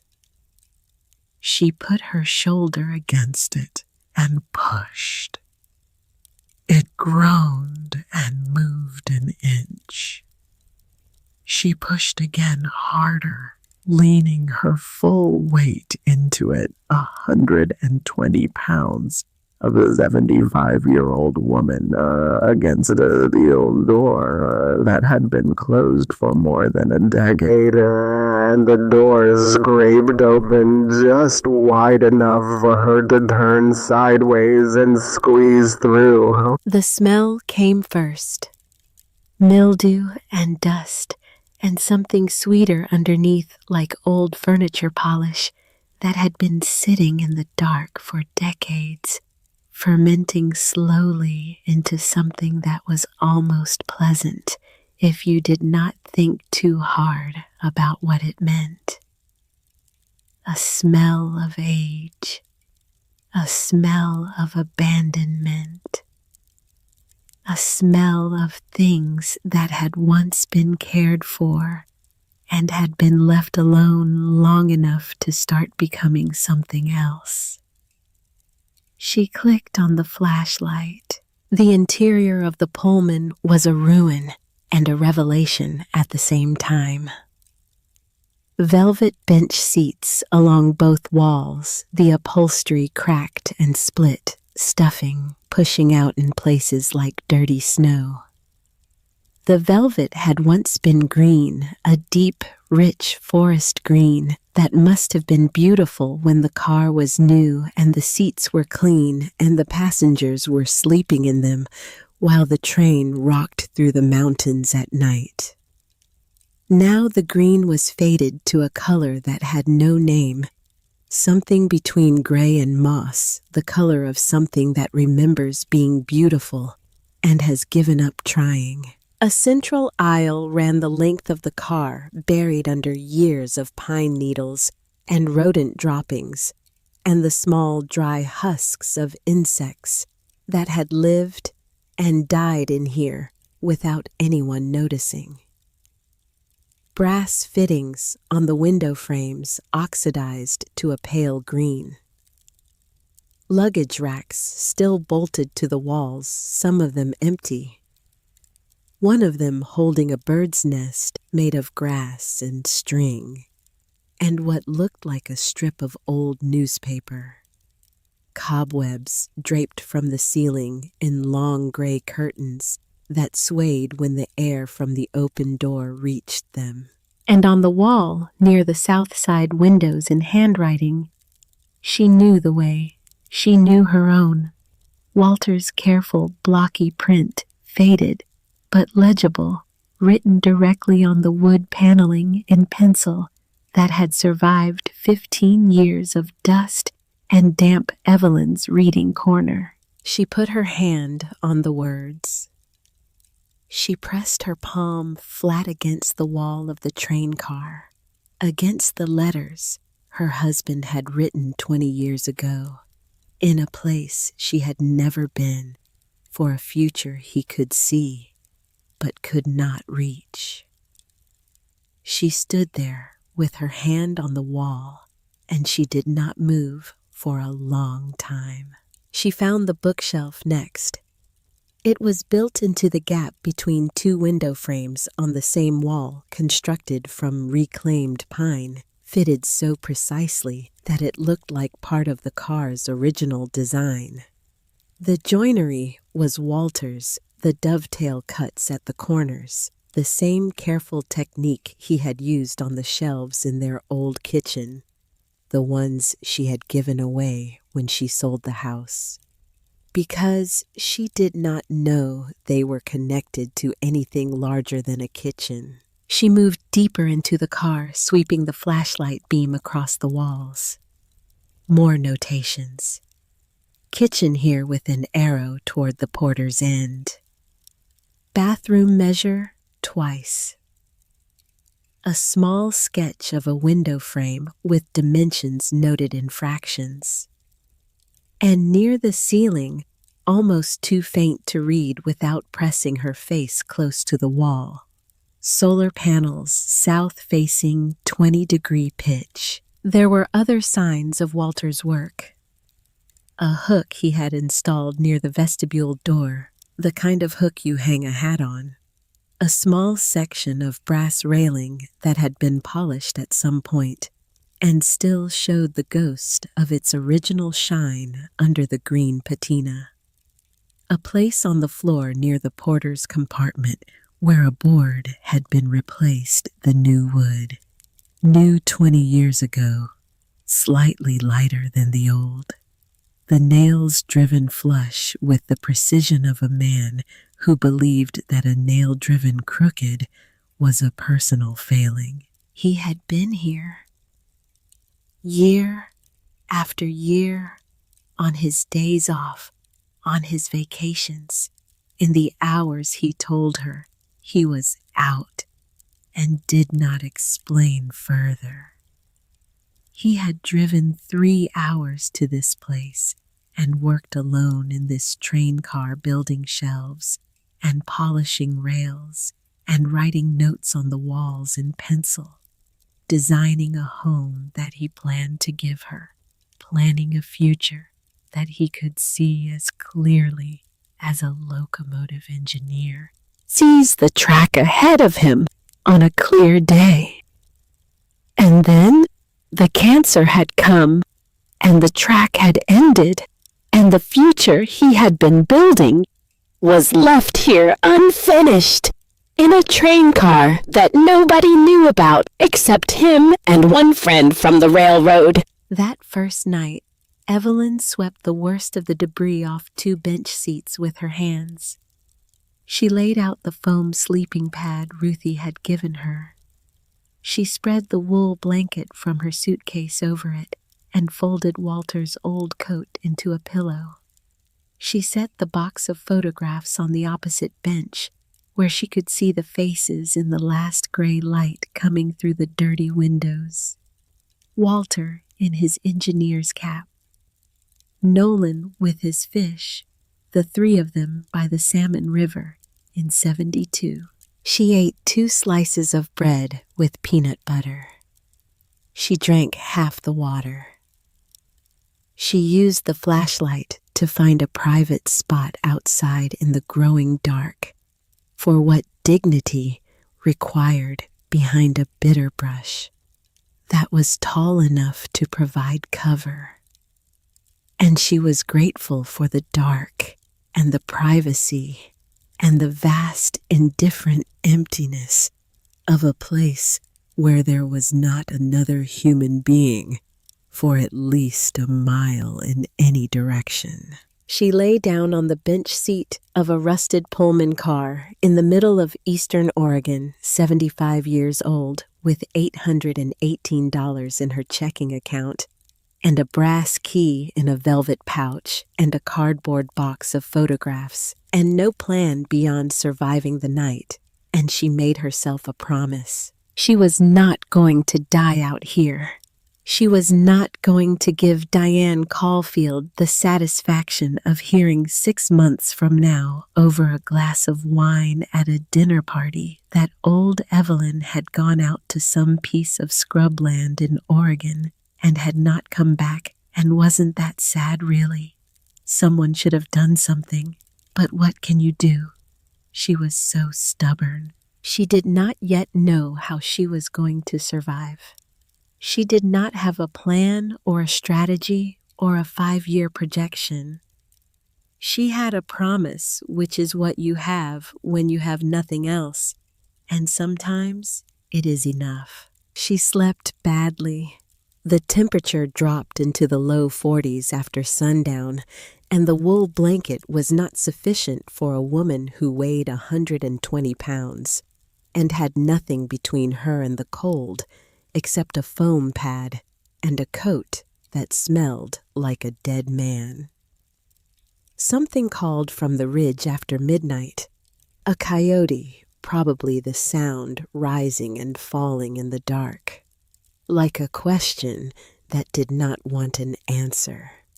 And something closer responded, and the 2 voices went back and forth for a while, conversing in a language she did not speak about things she did not understand. She dreamed of Walter. He was standing on the steps of a locomotive in his engineer's cap, the same one he had worn in the photograph, and he was waving her forward, gesturing for her to come closer. And in the dream, she walked toward him across a long, empty rail yard, and the distance between them did not close, no matter how far she walked, and she called his name. But the wind took it, and when she woke up, the sky outside the windows was gray, with the first edge of dawn, and the dream was gone, and the cold was real. The first week was about staying alive and staying sane. Two projects that required different skills and drew on different reserves, and some days one was harder than the other. She walked to Juniper Bend every other day for water and supplies. Ruthie had offered to drive her, but Evelyn had declined because accepting a ride every other day would turn a kindness into a dependency. And Evelyn had spent the last 8 years being dependent on someone, and she was not going to start again.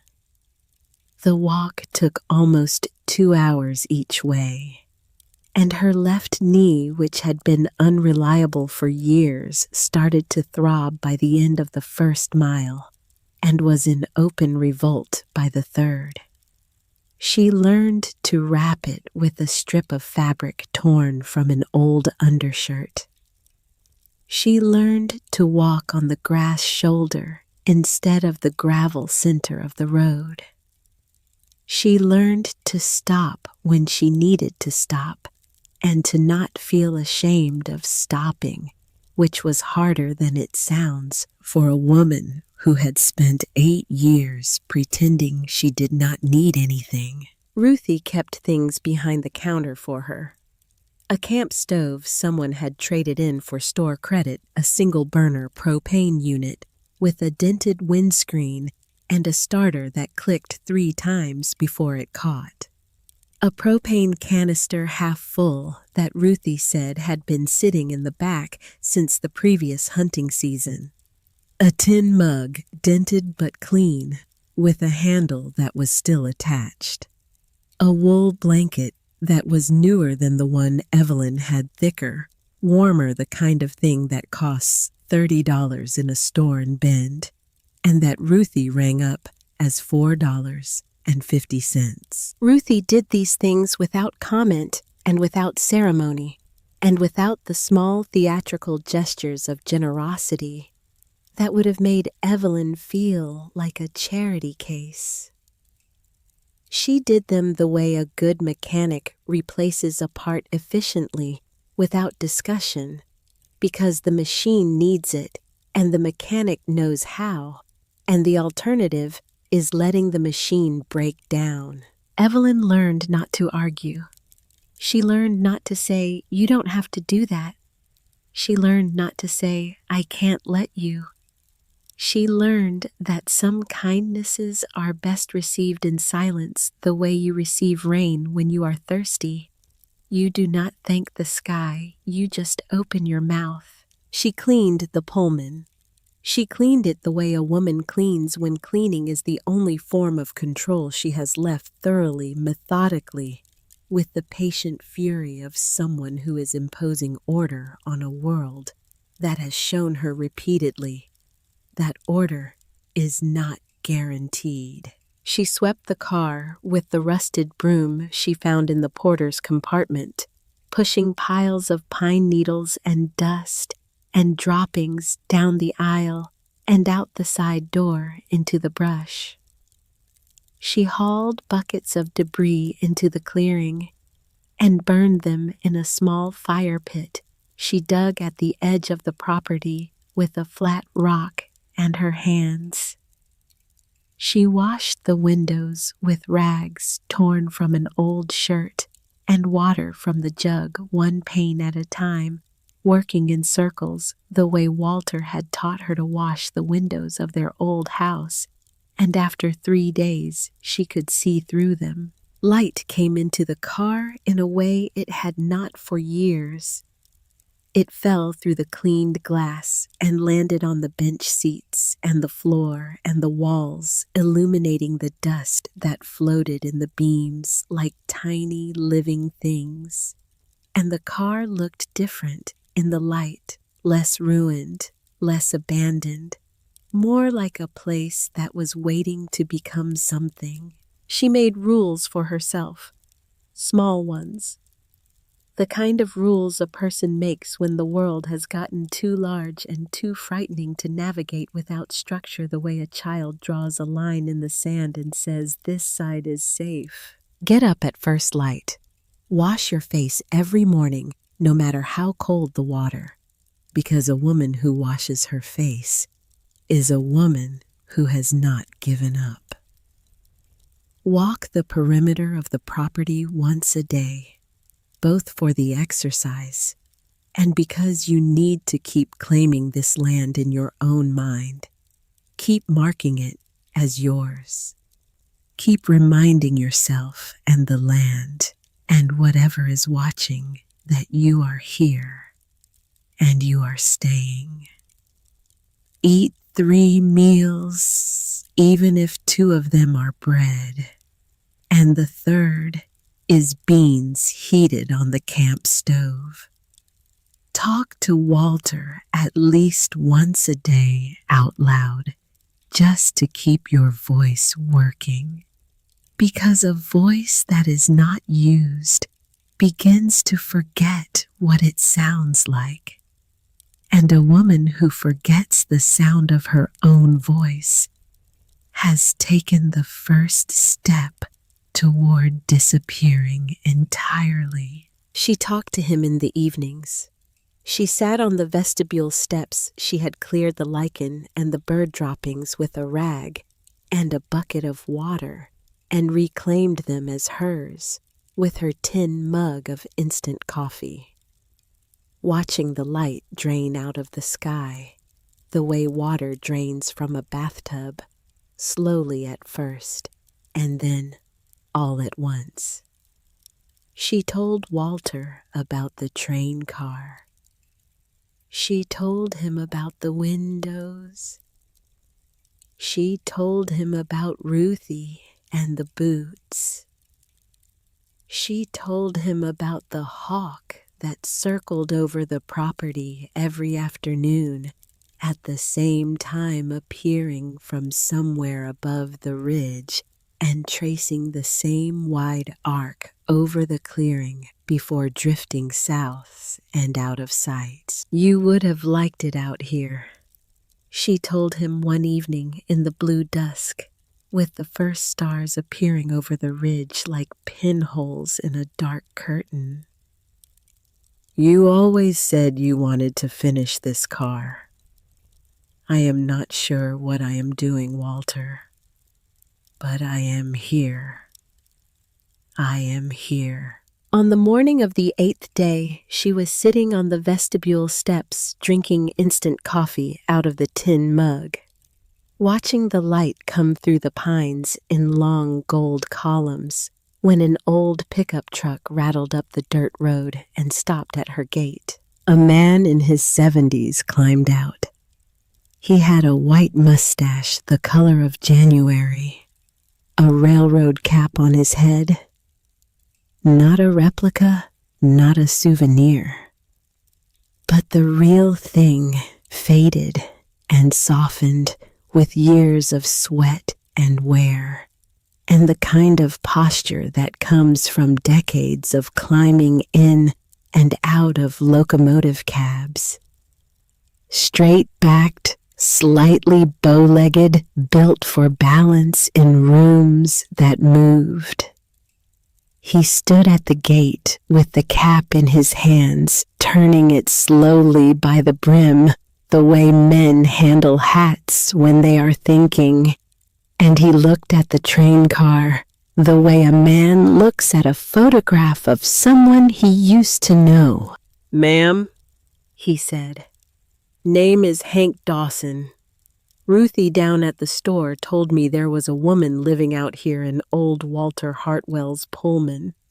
I had to come see for myself. You knew Walter. I worked with him at Union Pacific for 31 years. I was his fireman before he made engineer. I was the best man at his retirement party, if you can call 2 men and a bottle of whiskey in the rail yard a party which Walter did." Hank looked past her at the Pullman. His eyes moved along the car the way his hand would later move reading it. "My lord," He really did get her out here. He talked about it for years. Talked about towing this old girl out to the property and fixing her up. I helped him haul lumber out here more than once, but I had not been back in a long time. Not since he got sick. Would you like some coffee, Mr. Dawson? I would be honored, Mrs. Hartwell. Hank Dawson drank his coffee black and standing up the way railroad men drink coffee, as if sitting down might mean missing a signal, as if relaxation were a form of inattention that a man in his profession could not afford even 15 years into retirement. He walked the length of the Pullman with one hand trailing along the side of it, his fingers reading the rivets and the seams and the places where the paint had held and the places where it had given up. He walked slowly, the way a man walks along the flank of an old horse he had once ridden, with respect, with recognition, with the quiet tenderness of someone revisiting a part of his own history. He told her things about the car she had not known. Built in 1947 by Pullman Standard in Chicago, one of the last heavyweight sleeping cars to come off the line before the company shifted to lightweight stainless steel. She had run the Pacific Northwest routes for nearly 20 years, Seattle to Portland to Boise and back, carrying passengers through the mountains in berths that folded down from the walls like secrets, each one curtained with heavy green velvet, each one containing a narrow bed and a reading lamp, and the particular privacy of a space that belonged to you and no one else for the duration of the journey. Walter had bought her for almost nothing in '81 when the railroad was scrapping its old fleet, and he had paid a flatbed crew out of his own pocket to transport her to Juniper Bend. He had spent the next 16 years working on her in the hours and days he could steal from the rest of his life. He loved this car, Hank said, standing at the rear of the Pullman with his coffee in one hand and his cap in the other. Used to talk about retiring out here, finishing the work, living in her with you. He said the bones were good. He said the Pullman Standard people knew how to build something that would last. He never told me much about it, Evelyn said. Walter did not tell anybody much about anything, Hank said. He smiled under his mustache, a small private smile that belonged to a shared history. Quiet man. Stubborn as a rail spike. Best engineer I ever worked with. Best man I ever knew, and I include myself in the comparison. Before he left, Hank went back to his truck. He came back carrying two things. The first was a toolbox and a pair of bolt cutters, heavy-jawed, the kind a railroad man keeps in his truck, the way a surgeon keeps a scalpel in his bag. Not because he expects to need it every day, but because when you need it, nothing else will do. The second thing was a small notebook. Spiral-bound with a cardboard cover, the kind of notebook a man might keep in his breast pocket, the kind that fits in a uniform shirt. It was old. The cardboard was soft, and the corners were rounded, and it had the particular look of a thing that has been carried close to a body for a long time. Hank handed the notebook to Evelyn. Walter gave me this about a month before he passed. We were sitting in his living room. You were in the kitchen, I think, making lunch, and he handed it to me, and he said, Hank, if Evelyn ever shows up at the Pullman, give this to her. She will not ask for help. She never asks.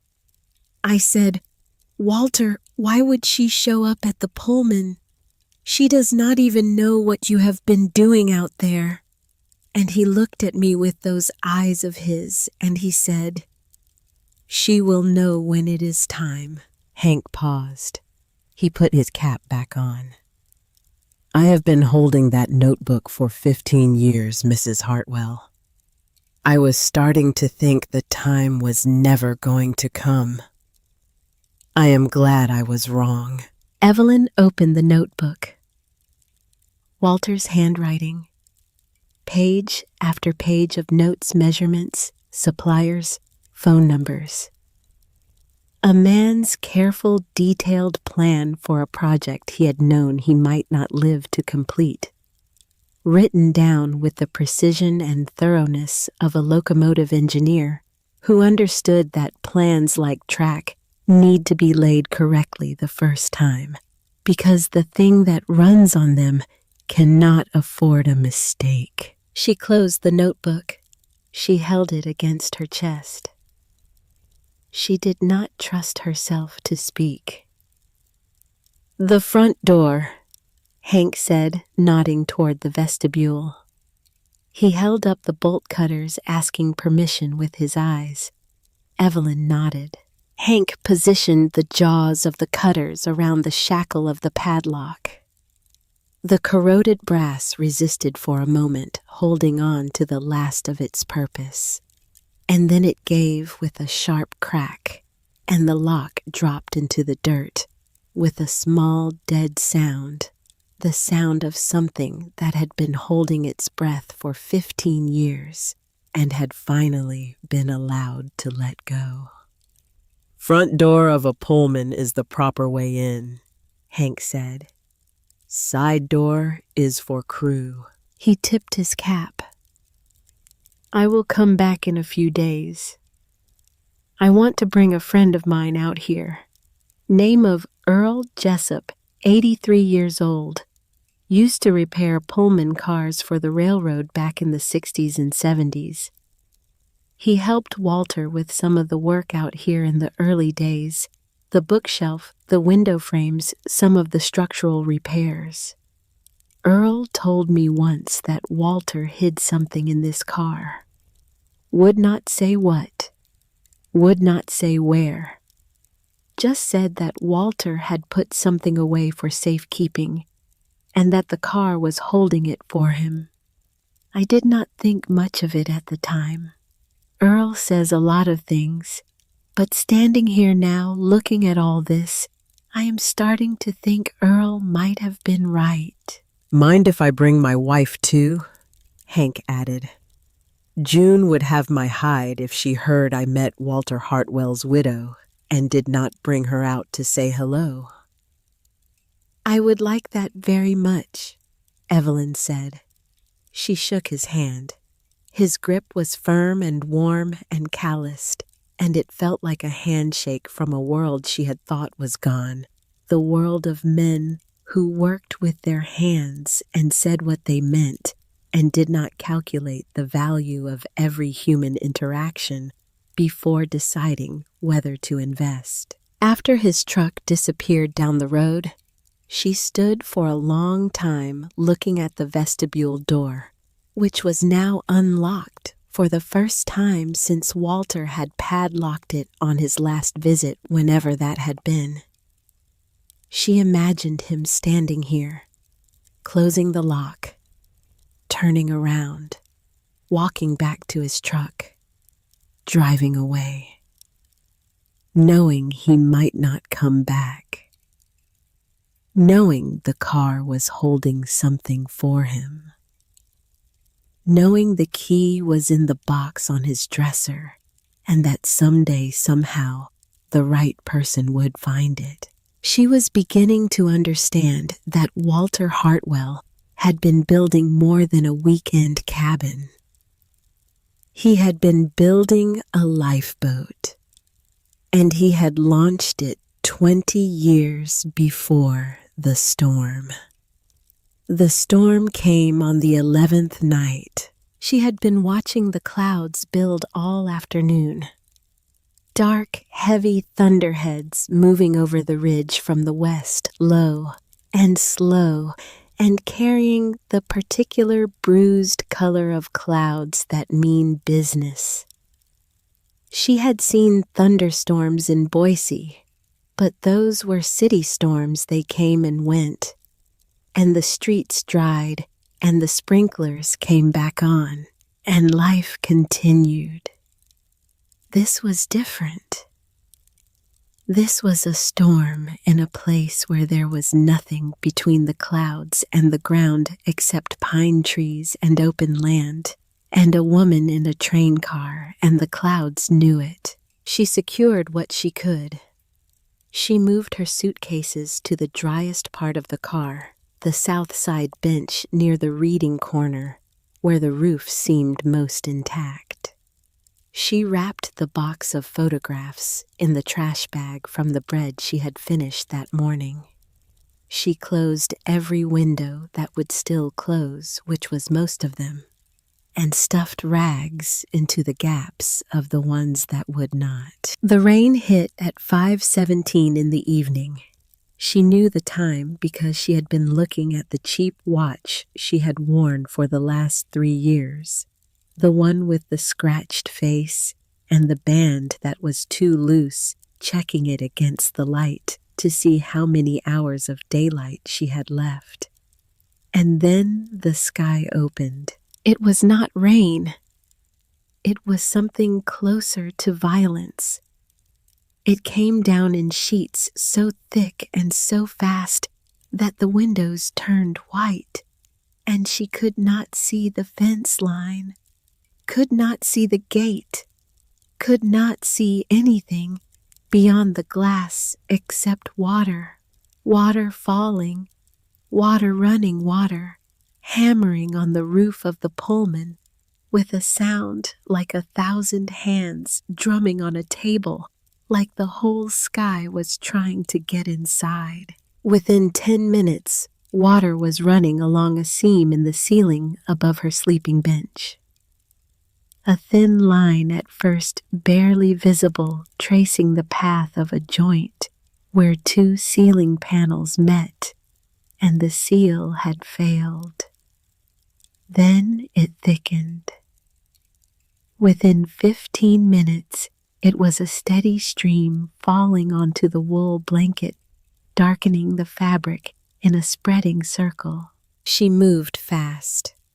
Faster than a 75-year-old woman with a bad knee and a stiff back should have been able to move, driven by a fear that was older than the storm and more urgent, the fear of losing the photographs.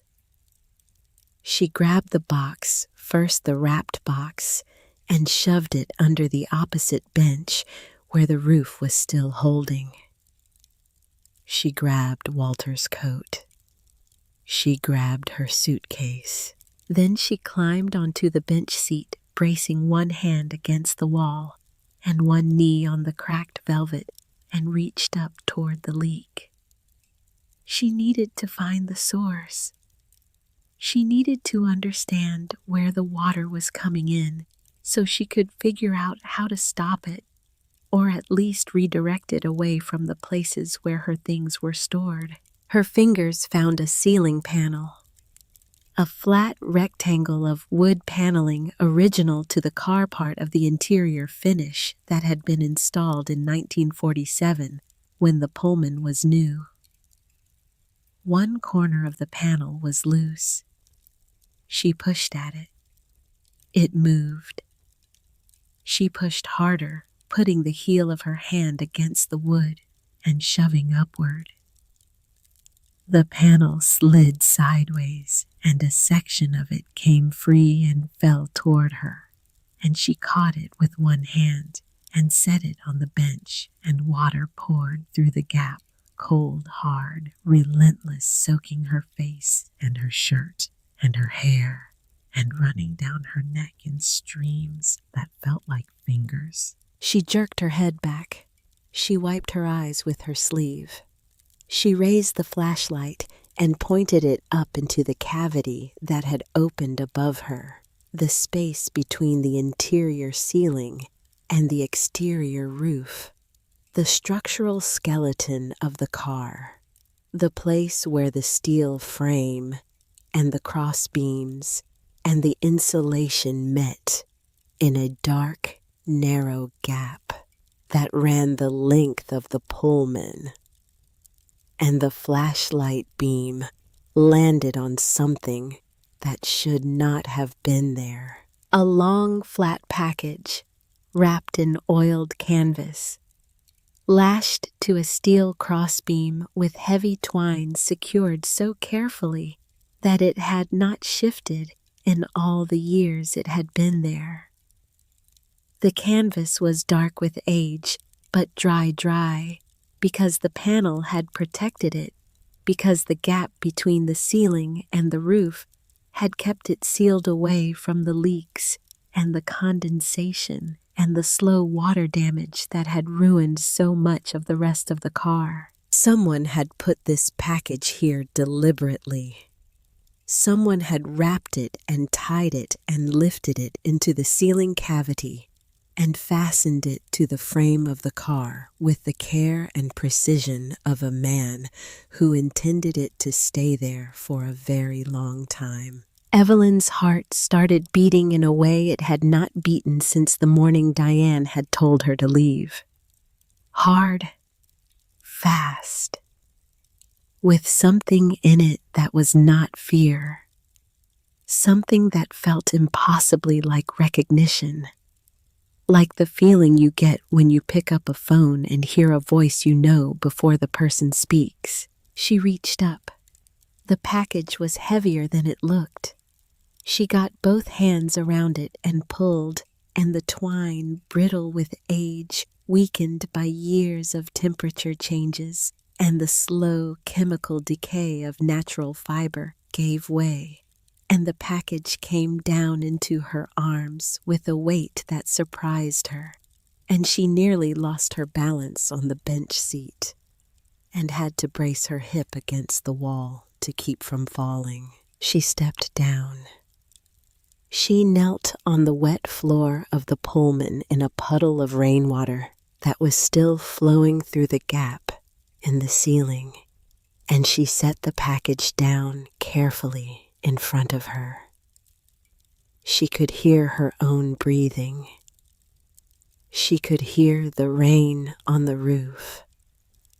She could hear the blood in her ears. She unwrapped the canvas slowly, layer by layer, the way you unwrap something fragile, something old, something that has been waiting for you in the dark for a long time and deserves to be met with the reverence of patience. Inside the canvas was a leather satchel, dark brown, softened with decades of age, the leather creased and supple in the way that only very old, very good leather becomes not cracked, but aged, the way a face ages gaining character from the years. It was the kind of bag a railroad man might carry his route papers in, wide and flat, with a single buckle closure and a shoulder strap, and the solid, purposeful construction of a thing made in an era when things were made to last. And stamped into the flap in faded gold letters that caught the flashlight beam and held it were 3 initials, W. Walter Raymond Hartwell. Tied to the buckle of the satchel, on a short piece of leather cord, was a folded piece of paper. Evelyn untied it. She unfolded it. Her hands were shaking now, trembling in a way she could not control and did not try to. Walter's handwriting, the careful, blocky, left slanting print that she had seen on grocery lists and birthday cards, and the notations on the walls of this train car and 1,000 other small surfaces over the course of 40 years. Evelyn, if you are reading this, The worst has happened, and I am not there with you anymore. I am sorry. I wanted to tell you about all of this in person, but I ran out of time. The key in the wooden box on my dresser opens this satchel. Keep it safe. There is more inside than you might expect. I love you. I have always loved you.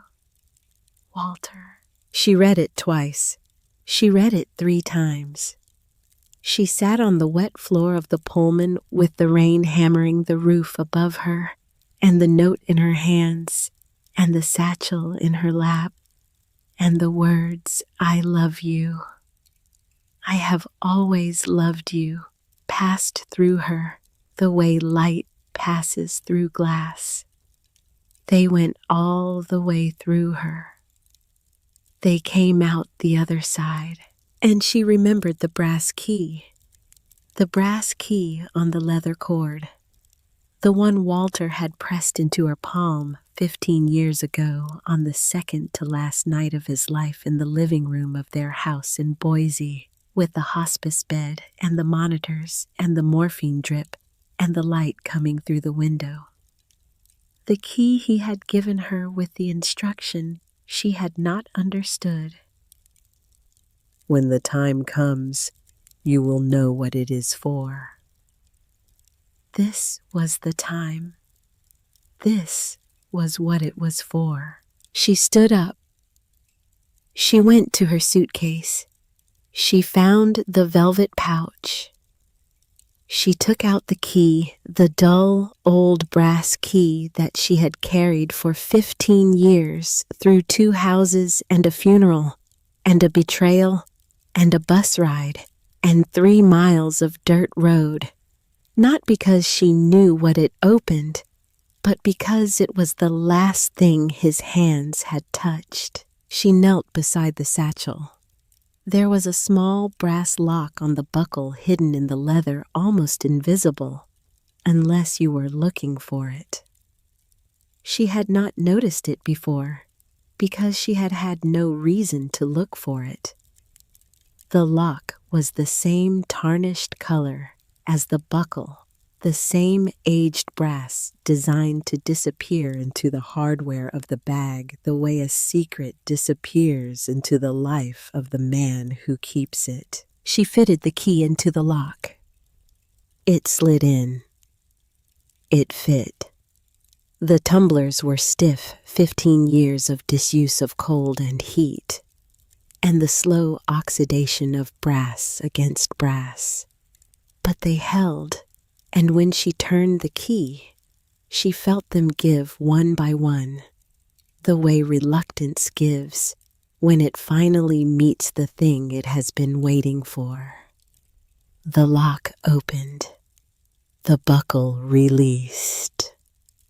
The satchel fell open, and Evelyn Hartwell, 75 years old, kneeling on the wet floor of a rusted Pullman car in a thunderstorm in eastern Oregon, with rainwater soaking through the knees of her jeans and the flashlight propped against the bench beside her, throwing a beam of white light across the leather and the brass and the contents of a bag her husband had hidden in the ceiling of a train car 20 years ago.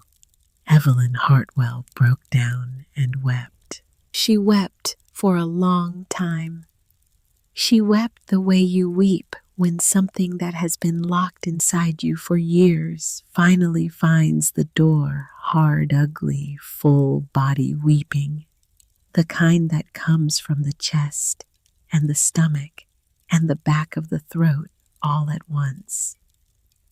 She wept for Walter dead 15 years, and still reaching across the distance with his careful hands and his quiet plans. She wept for Nolan, who would never know what his father had done, who had died trying to protect her, with a scrap of paper in his pocket, while his father had been protecting her with a satchel in the ceiling all along. She wept for the 8 years she had spent making herself small in Diane's house, becoming invisible and disappearing into a spare bedroom at the end of a hallway, when all along the key to this satchel had been in her jewelry drawer, 6 inches from her hand, every single night for 8 years. She wept until she had emptied something out of herself that she had not known was there. An accumulation, a reservoir. 15 years of grief that she had been carrying in her body, the way the train car had been carrying the satchel in its ceiling, hidden, protected, held in place by structure and habit, and the simple, stubborn refusal to let it go. Then she dried her face on her sleeve. She sat up. She pushed her wet hair back from her forehead. She moved the satchel to the bench on the south side, where the roof was still holding, and she sat down next to it, and she started going through what was inside. The first thing she pulled out was a stack of letters, 20 of them folded and tied together with a piece of red string. The paper was cream-colored good stationery, the kind Walter would have bought at a drugstore, and felt awkward buying because he was not a man who wrote letters. The top one was dated 3 weeks before he died. She untied the string. She unfolded the top letter. It was 3 pages long, front and back in his careful print, the handwriting steady and clear, written before the shaking got bad. Evelyn, the doctor told me yesterday that we are out of options. I have not told you yet because I do not want to ruin the days we have left. I want them to be days, not countdowns. I want to write you some letters while I still can so you can have my voice after I am gone. I do not know how many I will manage. I will write as many as my hand allows. She set the letter down. She picked it up. She read it again. She set it carefully on the bench beside her and reached for the next one. The letters spanned the last 7 months of his life. Some were short, a paragraph or 2 written on days when the pain was bad, and the morphine was heavy, and his hand could only manage a few lines before the words started to wobble and drift. Some ran 4 or 5 pages written on the good days, the days when the fog lifted, and his mind was clear, and he could write the way he could think, steadily, carefully, with the precision of a man who had spent his life operating machinery that required absolute attention. He wrote about the day they met at the wedding in '65. He wrote about the trip to the Salmon River in '72, when Nolan fell in and came up with a crawdad on his thumb. He wrote about how proud he was of the man Nolan had become and how he hoped Nolan would take care of her after he was gone. He wrote about ordinary things. The way she made coffee too strong, always too strong, and he had never once told her because he liked the way she handed him the cup with both hands, as if she were giving him something precious. The way she laughed at her own jokes before she got to the punchline, which ruined the joke every time, but made the laugh better. The way she had looked at 25 in a yellow sundress, walking through the side door of a fellowship hall, and ending every other possibility in his life with a single glance. She read 3 letters sitting in the train car with the rain slowing on the roof above her. She had to stop after the 3rd. because she could no longer see the words through the water in her eyes. She put the stack of letters aside and reached back into the satchel. There was a leather portfolio, the kind that closes with a brass snap. Inside the portfolio was a deed. The deed was dated 1989, 8 years before Walter retired, 11 years before he died. It described an additional 14 acres of land adjoining the original 6-acre parcel, purchased from a rancher named Cody, who had been selling off pieces of an old homestead. The purchase price was written in pencil on the back of the deed, $4,200, paid in cash. The deed was in Evelyn's name. He had put it in her name from the beginning.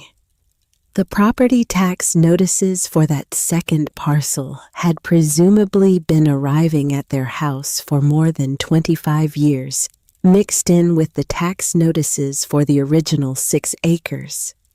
And she had been paying them without ever realizing what they were for the amounts so small, so consistent, so unremarkable, that they had vanished into the background noise of a life. 20 acres.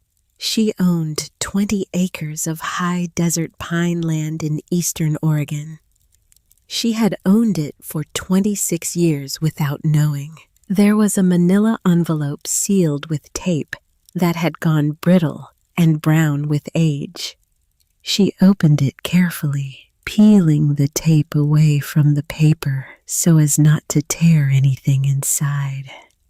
Inside were railroad bearer bonds, heavy paper with elaborate engraving official seals along the edges, the dense legal language of financial instruments, from a time when money was something you could hold in your hand. There were also several stock certificates, the old kind, ornate and beautiful, in the way that money used to be beautiful, with fine line engravings and scrollwork borders and the names of railroad companies that no longer existed. She counted the bonds, 31 of them in various denominations. At the bottom of the satchel was a small notebook. Not the one Hank had given her, a different one, smaller, with a black cover. She opened it. Walter's handwriting again.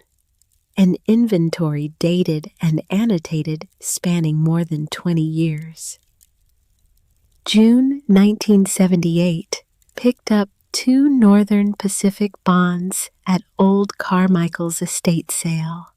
Paid $85 total. Carmichael's widow did not know what she had. April 1985, traded the Buick toolbox to Hank Peterson for the Union Pacific stock certificates. Peterson thought he was getting the better deal. September 1991. Hennessy says the NP bonds are worth 3 times what I paid. Will hold. March 1995. Bought 6 shares of Burlington Northern at the Peterson auction in Pendleton. $220.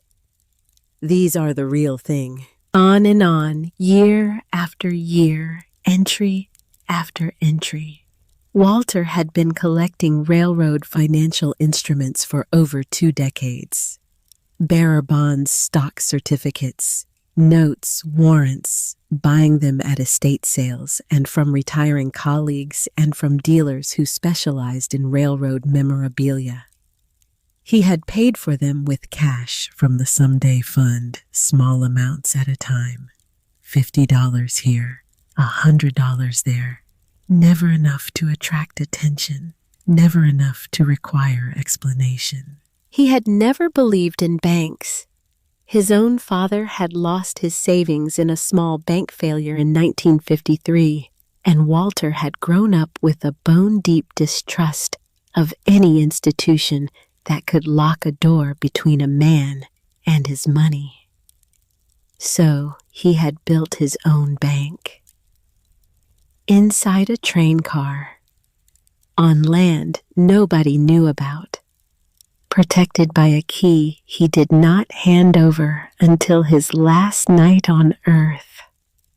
The final entry in the notebook was dated 4 months before he died. Had everything appraised in Boise by the dealer Hennessy recommended. Name is Aldrich Penman. Good man knows his railroad paper. Total estimated value as of this date, $264,000.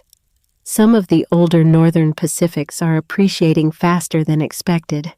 Will hold. No reason to sell now.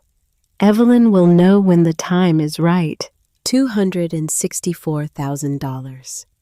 Estimated 4 months before Walter died. Possibly more by now.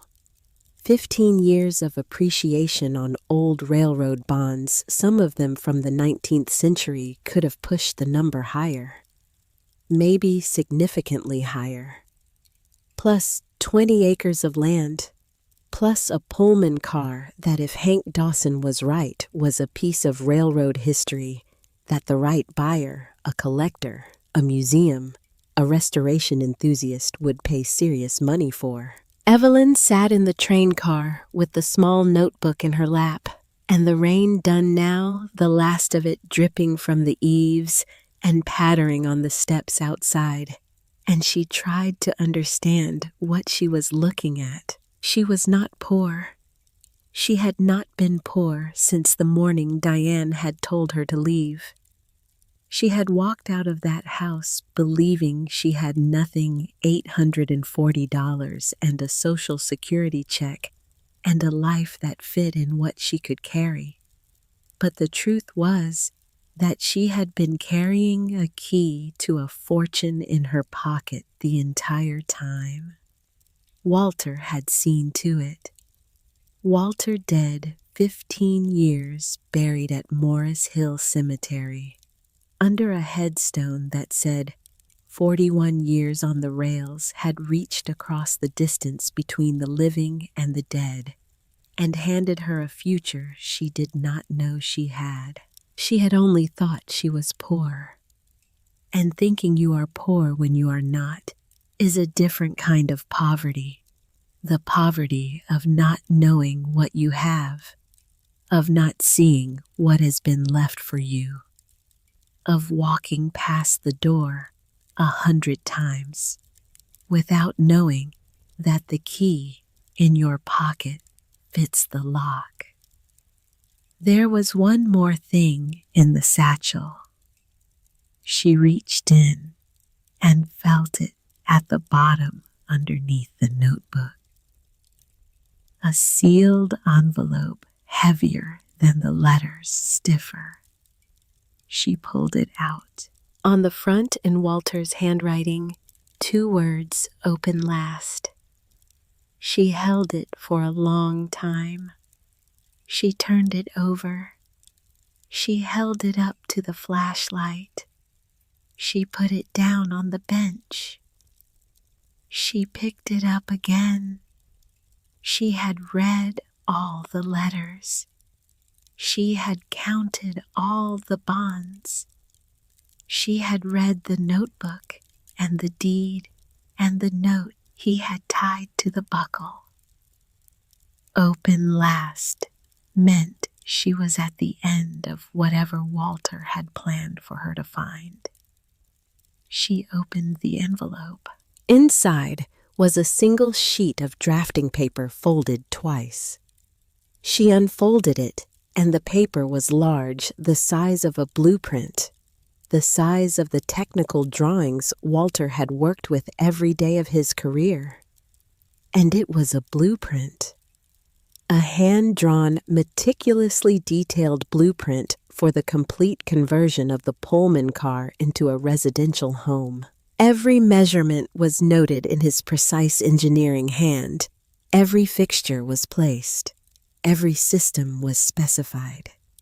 The kitchen at the porter's end, with a propane stove and a sink under the window that would look out at the south side garden.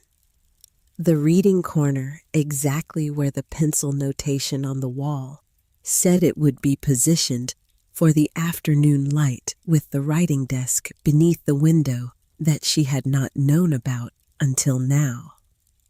A bedroom in the porter's compartment, just large enough for a real bed, with a window that would frame the ridge. A bathroom with a composting toilet and a stand-up shower with a fold-down bench. Solar panels on the roof positioned for maximum southern exposure. A water tank underneath the car, fed from a well to be drilled near the gate. He had designed it all. Every corner, every detail, every outlet and fixture and angle. He had drawn the home he wanted to build for her with the same precision he had used to run locomotives for 41 years.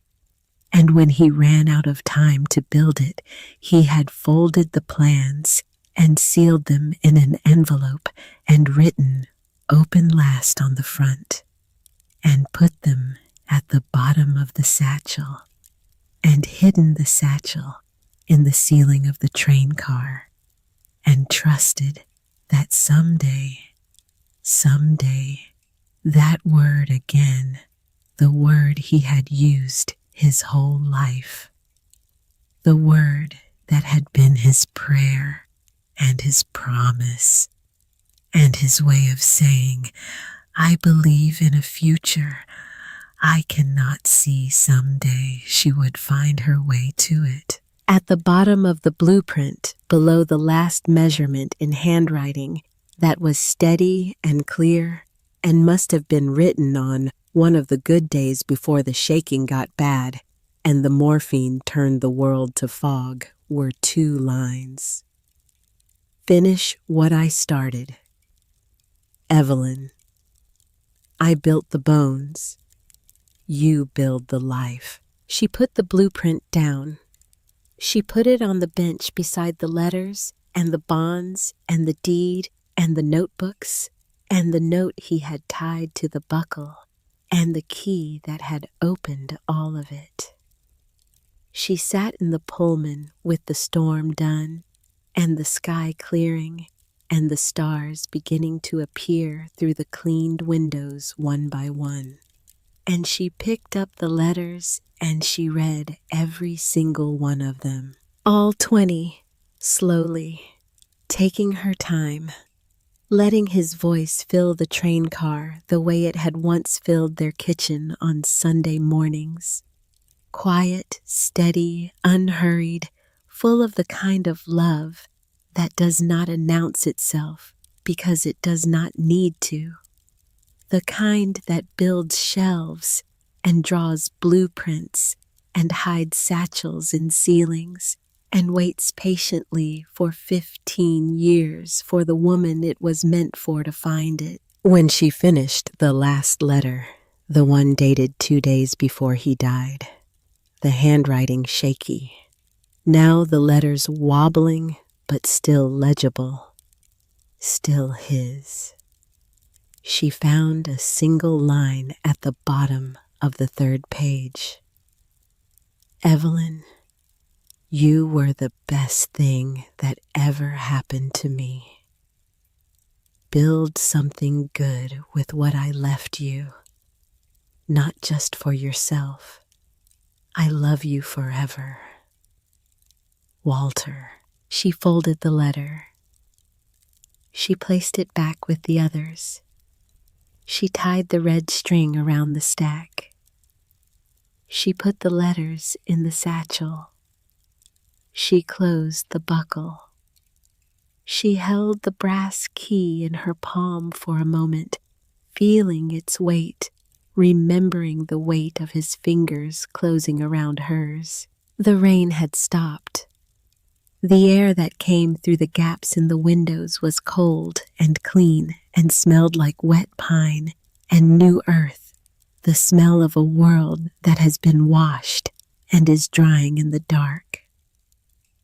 Through the windows of the Pullman, the sky was full of stars, more stars than she had seen in years, more than the city lights of Boise had ever allowed, more than she had known were there. She did not sleep that night. She sat on the bench with the satchel beside her and Walter's blueprint spread across her lap, and she made a plan. Not a vague intention, not a someday. A plan with steps and numbers and a phone call to make in the morning and a list of things that needed to happen in a specific order. She was 75 years old. She had 20 acres of land. She had $300,000 in railroad bonds. She had a blueprint drawn by the only man who had ever loved her right. And she was going to build herself a home. In the morning, she walked to Juniper Bend. She used the payphone outside the general store to call Hank Dawson at the number he had written on the back of a feed store receipt. She told him what she had found. She told him plainly, without drama, without embellishment, the way Walter would have told it, the facts in order completely. There was a long silence on his end of the line. The kind of silence that means a man is recalibrating everything he thought he knew. "Evelyn," Hank said finally, "do not tell another soul. Not Ruthie, not anybody, not yet. I will be at your gate in 2 hours with June and a man named Aldrich Penman. He is a bond and collectibles dealer in Boise, 72 years old, knew Walter for 40 years. He is the man Walter trusted to do the appraisal. He is the right man for this. Sit tight." Aldrich Penman drove up the dirt road in a clean black sedan that looked as out of place on Powerline Road as a tuxedo at a barn dance. He was a tall man, thin, with the precise movements and the careful eyes of someone who had spent his life evaluating things that other people overlooked. He carried a magnifying loupe and a small leather ledger, and he sat in the Pullman for 2 hours, going through the satchel item by item, examining each bond and each certificate, with the loupe making notes in the ledger, occasionally making a sound, a small or a sharp intake of breath that indicated he had found something worth noting. Hank's wife, June Calloway, sat with Evelyn on the vestibule steps while the appraisal happened. June was in her 60s, sturdy and practical, with short gray hair and the calm, grounded presence of a woman who had survived her own losses and come out the other side without bitterness, which is harder than it sounds and rarer than it should be. She had been a railroad widow herself. Her first husband, a switchman for Burlington Northern, had been killed in a yard accident in 1989. She had been 36. She had raised 2 children alone. She had met Hank 12 years later at a railroad retirees picnic and had married him because he was a good man and because she had learned from losing the first one that good men are not infinite and you should not waste one when he shows up. June held Evelyn's hand while they waited. She did not ask questions. She did not offer advice.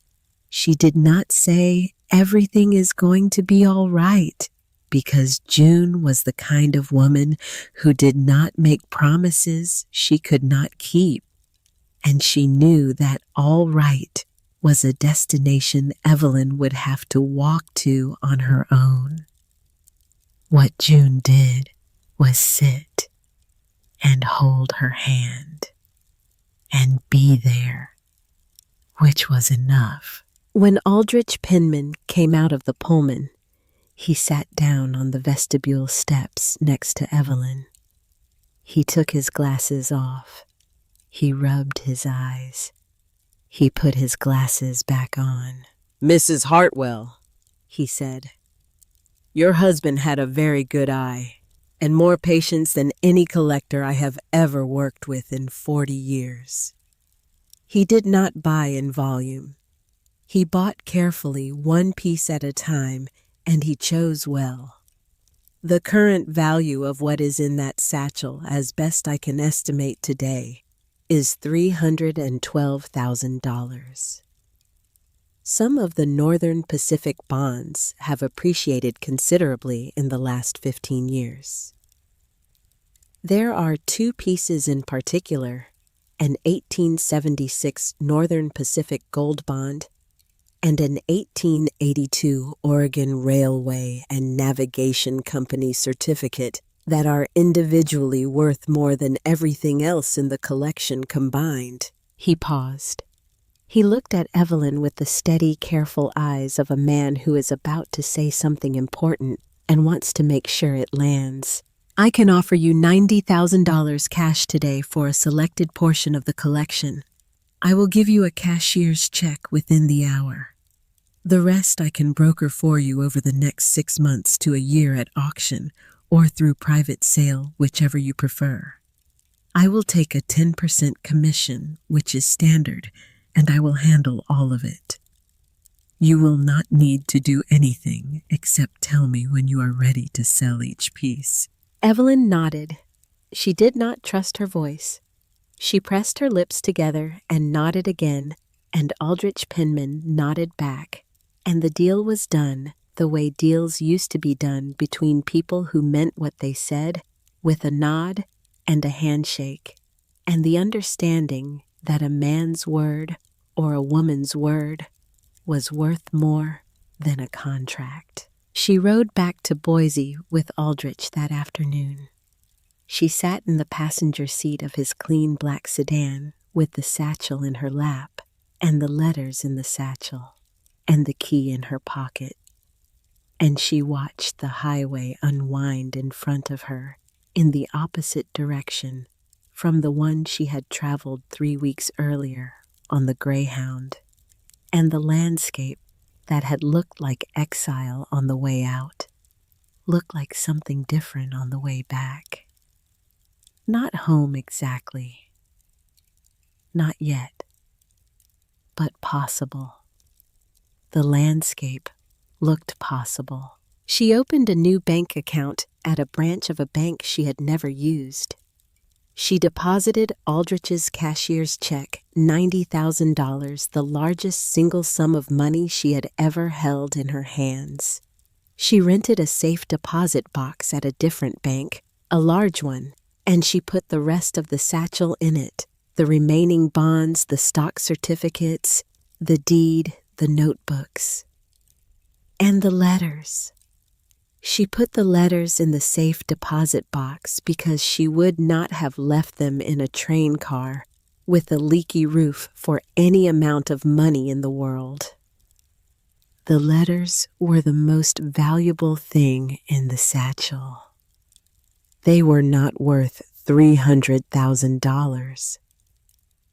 They were worth more. She bought a prepaid cell phone at a drugstore, a simple flip phone, and she stood in the parking lot and figured out how to turn it on, which took longer than she wanted to admit. She bought a pair of real walking shoes, hiking shoes with good soles and ankle support, the kind of shoes a woman buys when she plans to keep walking. She bought a warm jacket. She bought groceries that would keep without refrigeration, canned soup crackers, peanut butter, dried fruit, instant coffee. She rode the bus back to Juniper Bend that evening. She walked the 3 miles up Powerline Road in her new shoes, carrying 2 bags of groceries and a prepaid phone and the blueprint folded in her coat pocket. She arrived at the property at dusk. She unlocked the vestibule door, the front door the proper way in, and she stepped into the Pullman, and she set her groceries on the bench, and she stood there in the dim light of the last of the day, and she felt something in her chest she had not felt in 15 years. Not happiness, not yet.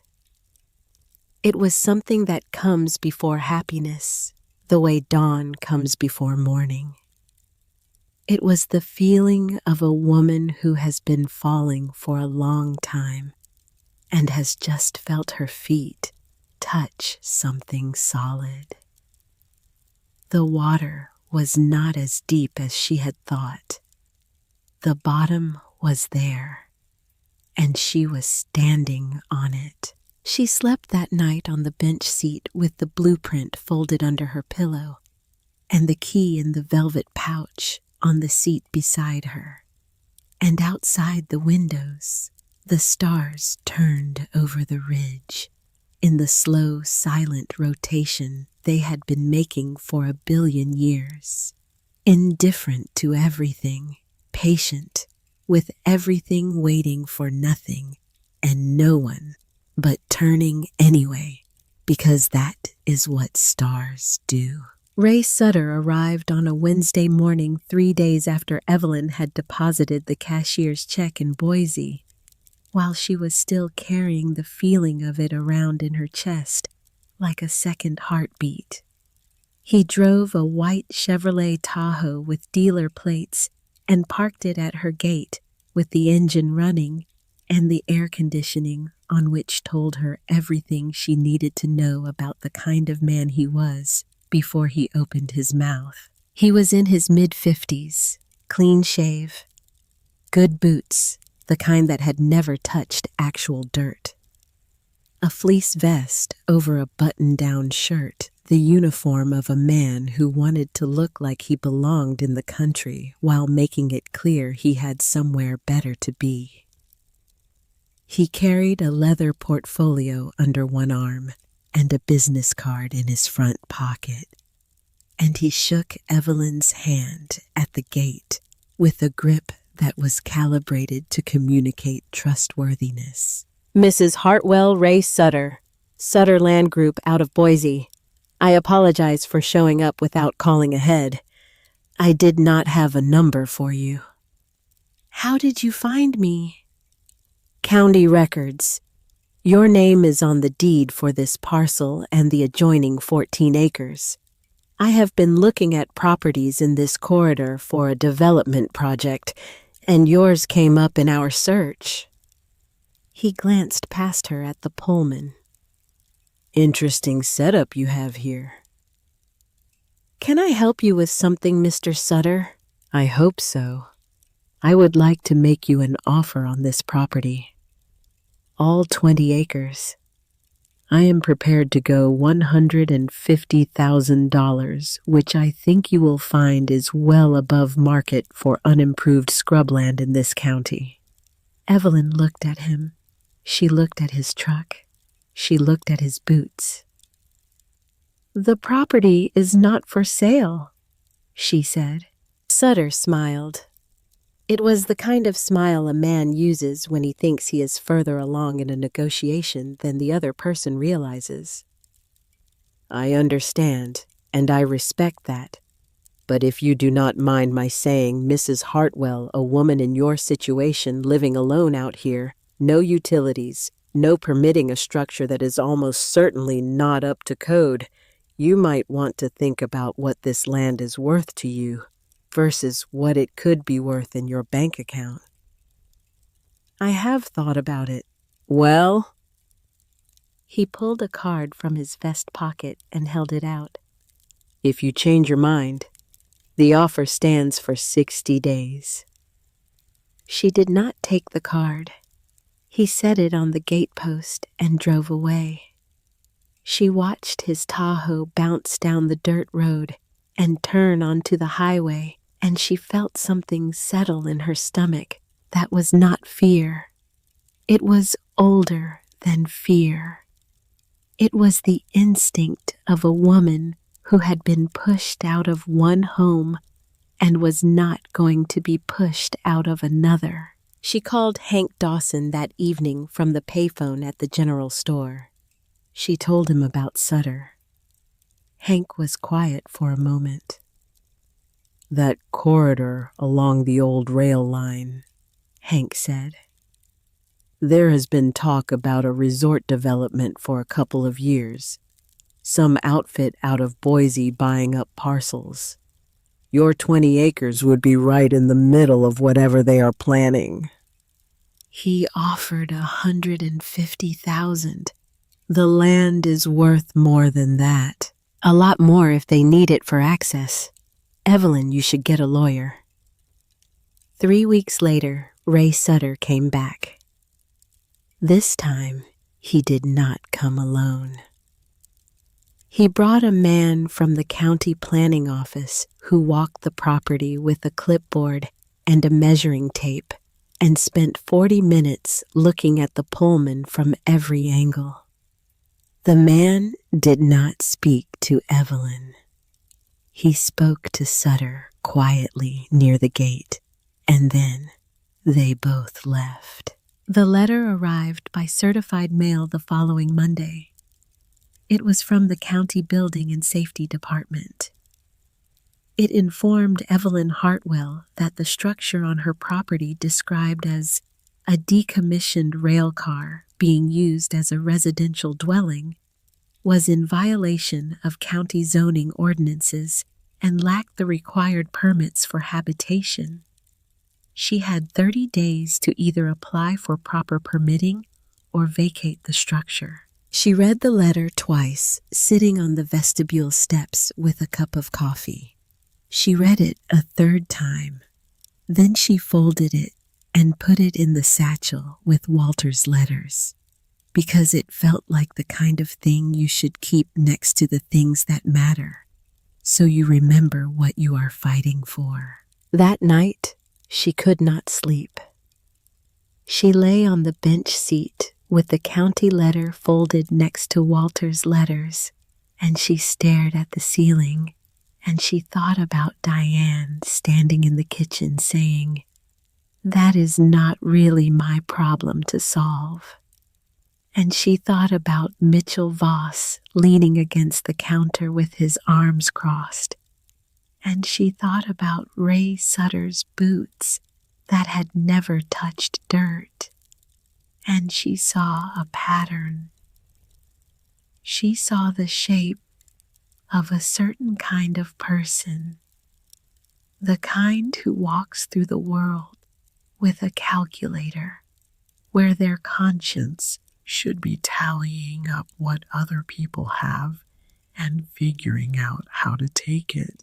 She had been pushed out of her own home by that kind of person. Oh, she was not going to be pushed off her own land by another one. Oh. But she was afraid. She was afraid in a way she had not been since the morning she walked out of Diane's house. Because the county letter was not a suggestion. It was a deadline. 30 days. And if she could not meet it, if the permits were denied, if the renovations were too expensive, if Sutter had connections at the county that she did not, then she would lose this place too.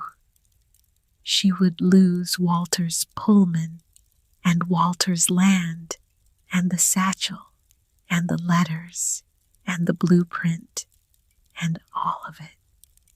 And she would be back where she started, standing on a sidewalk with her bags and a box, except this time she would not have the excuse of not knowing what she had lost. This time she would know exactly what she had lost, and that would be worth. She lay in the dark and she talked to Walter. She told him about Sutter. She told him about the county letter. She told him she was scared. And then she said out loud to the empty car and the dark and whatever was listening, "I am not leaving." She said it again louder. I am not leaving, Walter. I am not leaving. She said it until the words stopped sounding like bravery and started sounding like fact. She hired a lawyer. His name was Grady Poole, and Hank Dawson found him through a friend at the railroad pension office. Poole was 61, semi-retired, worked out of a small office in Bend with a window that looked out at the Cascades. He had handled property disputes for ranchers and small landowners in Central Oregon for 25 years.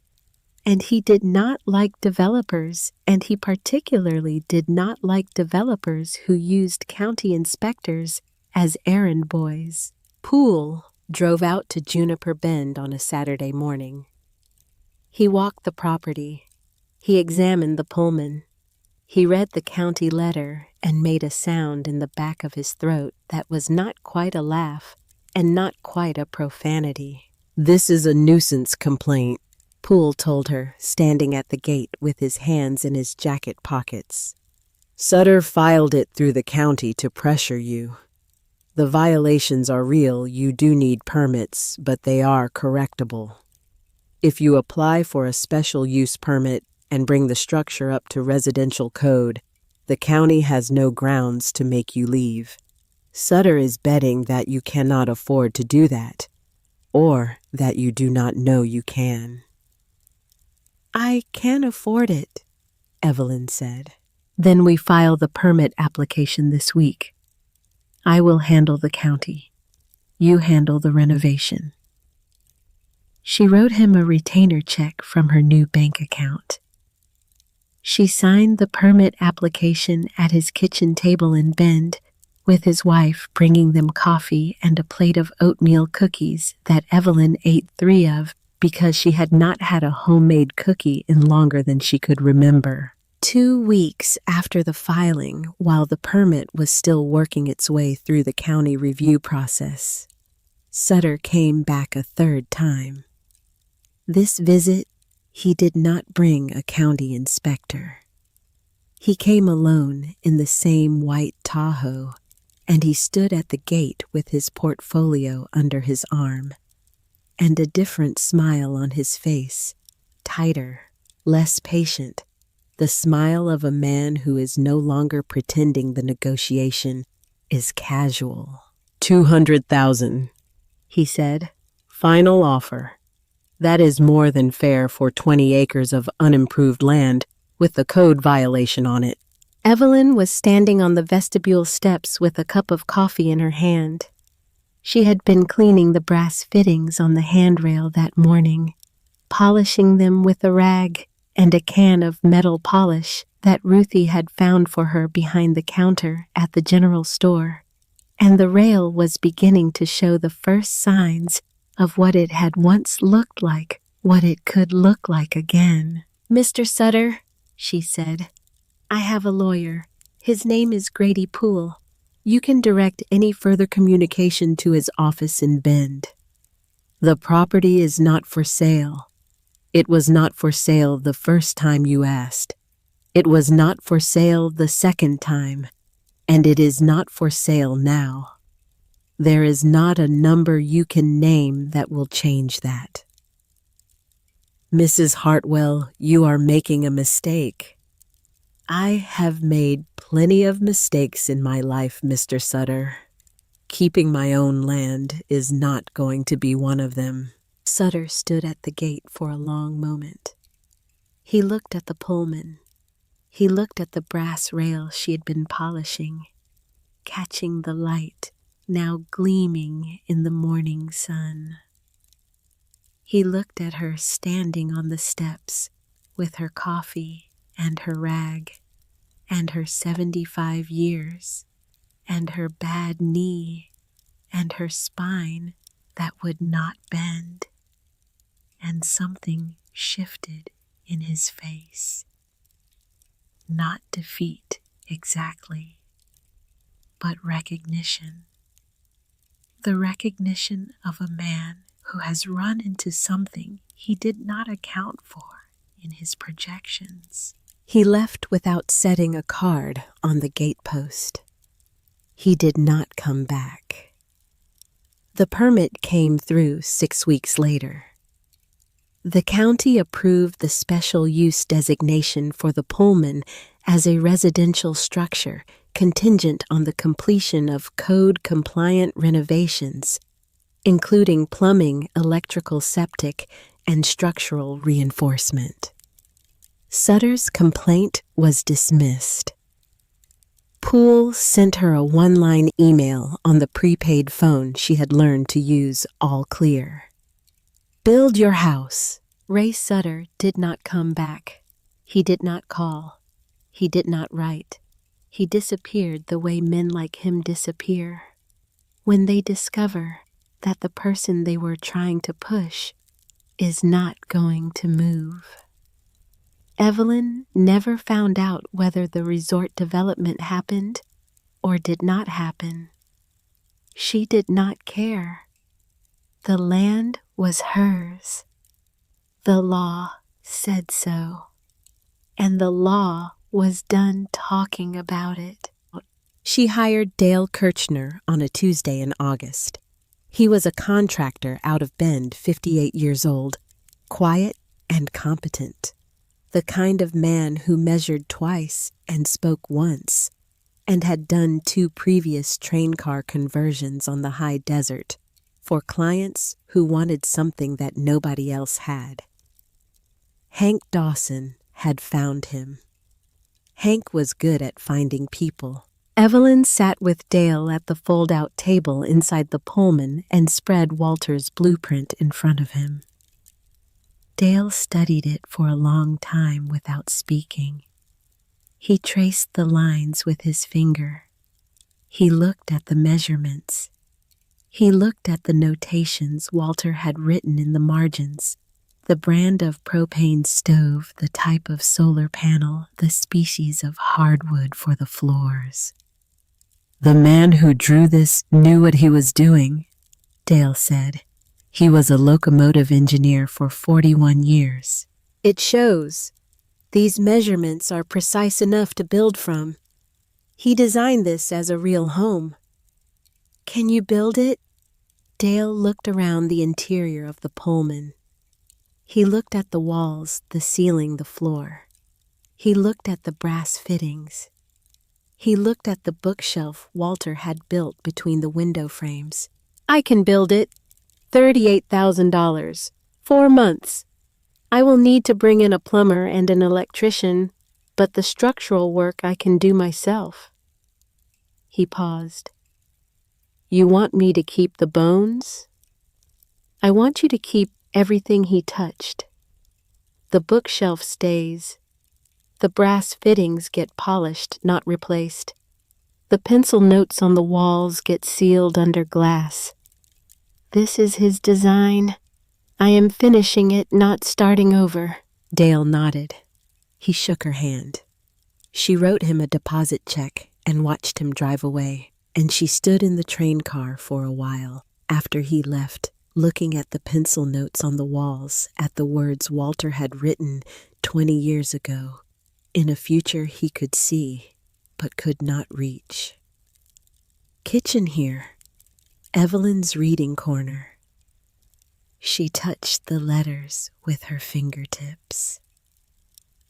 We are building it, Walter, she said to the empty car, to the dust in the light, to whatever part of him was still listening. While the renovation happened, Evelyn stayed in a small motel in Bend. $42 a night weekly rate. A room with a bed and a television and a bathroom with a shower that worked and a door that locked, and after 3 months of sleeping on bench seats, it felt like a palace. From the motel, she took care of everything. She hired a well driller. She hired a man with a backhoe to clear the brush and grade a real driveway. She hired a fence crew to replace the collapsed barbed wire on all 4 sides. She ordered a small greenhouse and had it assembled on the south side of the property. She bought seed potatoes and tomato starts, and 100 feet of soaker hose, and a pair of gardening gloves and a sun hat. And when the woman at the nursery asked her what she was planting for, Evelyn said, "I am planting for next year," and meant it in a way the woman could not have understood. She also took care of herself, which was something she had not done in a long time, because taking care of yourself requires the belief that you are worth taking care of. And that belief had been leaking out of her slowly for 8 years in Diane's spare room. She went to a doctor for the first time in 3 years. Her blood pressure was high but manageable with medication. Her left knee would need a brace for long walks. Her arthritis was not going away, but it was not going to kill her. The doctor, a woman in her 40s who had moved to Bend from Portland, looked at Evelyn's chart and then looked at Evelyn and said, "Whatever you are doing out there, keep doing it. Your numbers are better than they were 3 years ago." She went to a hairdresser. She sat in the chair and told the woman to cut off the thin gray bob she'd been wearing for years, the one she had maintained, because it was quiet and unnoticeable, and because in Diane's house she had wanted to be as invisible as possible. The hairdresser shaped her hair into a short silver crop that suited her face and made her look like what she was, a woman who had been through something and come out the other side with her spine intact. She bought clothes that fit, jeans and flannel shirts and a good wool coat for winter. She threw out the beige blouses, every single one. She put them in a trash bag and dropped them in a dumpster behind the motel and walked away without looking back. She came home in the second week of October. Dale Kirchner met her at the gate and walked her through the Pullman, and she stood in the doorway of her own train car and could not speak for almost a minute. The hardwood floors gleamed in the afternoon light, the same light that came through the south side windows and fell across the reading corner, exactly where Walter had said it would. The brass fittings caught the sun. The original bench seats had been reupholstered in a deep forest green that was so close to the original color that her eyes could not find the seam between what was old and what was new. The bookshelf Walter had built was still there, sanded and sealed, holding a few paperbacks she had brought with her. His pencil notes on the walls were preserved behind thin panes of glass, like artifacts in a museum of a marriage. The kitchen was small and perfect. Propane stove, a real sink with running water from the new well, a window above the counter that looked out at the garden. The porter's compartment had been converted into a bedroom just large enough for a real bed, with white linens and a reading lamp and a window that framed the ridge. She slept in her own bed that night, in her own train car, on her own land. She was 75 years old, and she was home for the first time in 8 years. She lay in the dark and listened to the silence, which was not really silence, but the sound of pine trees and wind and the small, restless movements of a world that did not care about her and did not need to. She reached over to the nightstand and touched the velvet pouch with the brass key inside it, and she said quietly, "You built the bones, Walter. I built the life." The first woman who came was not looking for Evelyn. She was looking for proof that a story she had read on the internet was true. Her name was Connie Mosley. She was 68 years old. Her husband, Roy, had been a long-haul trucker who had been killed in a multi-vehicle wreck on Interstate 84 outside La Grande, Oregon, 14 months before. He had been driving for 31 years. He had kissed Connie goodbye on a Wednesday morning in their kitchen in Pendleton and climbed into his rig and driven west. And that evening, a college kid in a Honda crossed the median at 70 miles an hour, and Roy Mosley's truck jackknifed into the guardrail, and Roy Mosley did not come home. Since then, Connie's 2 grown children had been working gently at first, and then, with increasing pressure, to convince her to sell the house in Pendleton and move into a senior apartment complex near them in Salt Lake City. They meant well. They loved their mother, but they talked about her in the third person at family dinners, as if she had already left the room, and they made decisions about her life without asking her.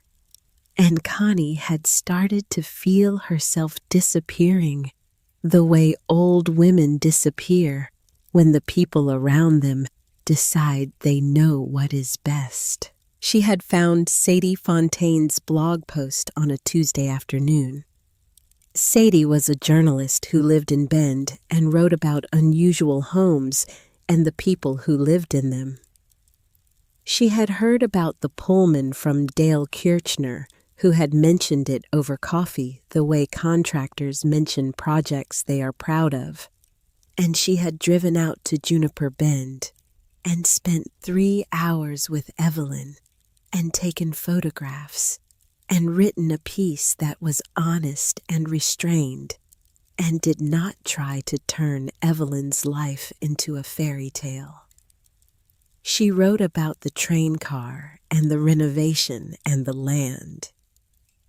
She did not write about the bonds or the letters because Evelyn had asked her not to, and Sadie was the kind of journalist who understood that the best stories are the ones that know where to stop.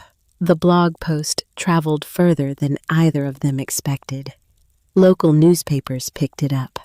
A regional design magazine ran a 2-page spread, and Connie Mosley, sitting in her kitchen in Pendleton on a Tuesday afternoon with a cup of tea and a heart that had been broken for 14 months, read it and got in her car and drove 6 hours without telling anyone where she was going. She showed up at Evelyn's gate on a Wednesday morning. She did not have a speech. She tried to explain why she had come and could not. She started crying instead, standing at the gate of a stranger's property in eastern Oregon, a 68-year-old woman who had not cried in front of another person since her husband's funeral. Evelyn opened the gate. She brought Connie inside. She made her tea and sat with her on the green velvet bench seats of the Pullman and listened to her for 2 hours. Connie talked about Roy. She talked about the kitchen in Pendleton, where they had eaten breakfast together every morning for 33 years. She talked about the way her children had started using words like transition and downsize and appropriate level of care, words that sounded like kindness but felt like eviction. "I do not know what I am doing here," Connie said. "I just needed to see it. I needed to see that a woman could lose everything and build something from nothing and still be standing." You can stay tonight if you want, Evelyn said. I do not have a guest cabin yet, but I have a fold-out couch and more tea than one person can drink. Connie stayed 3 nights. She slept on the fold-out couch in the reading corner. She helped Evelyn plant garlic in the garden. She sat on the vestibule steps in the evenings with a cup of tea and watched the light change on the ridge and did not talk and did not need to. When she drove home to Pendleton on Saturday morning, she had a different look on her face than the one she had arrived with.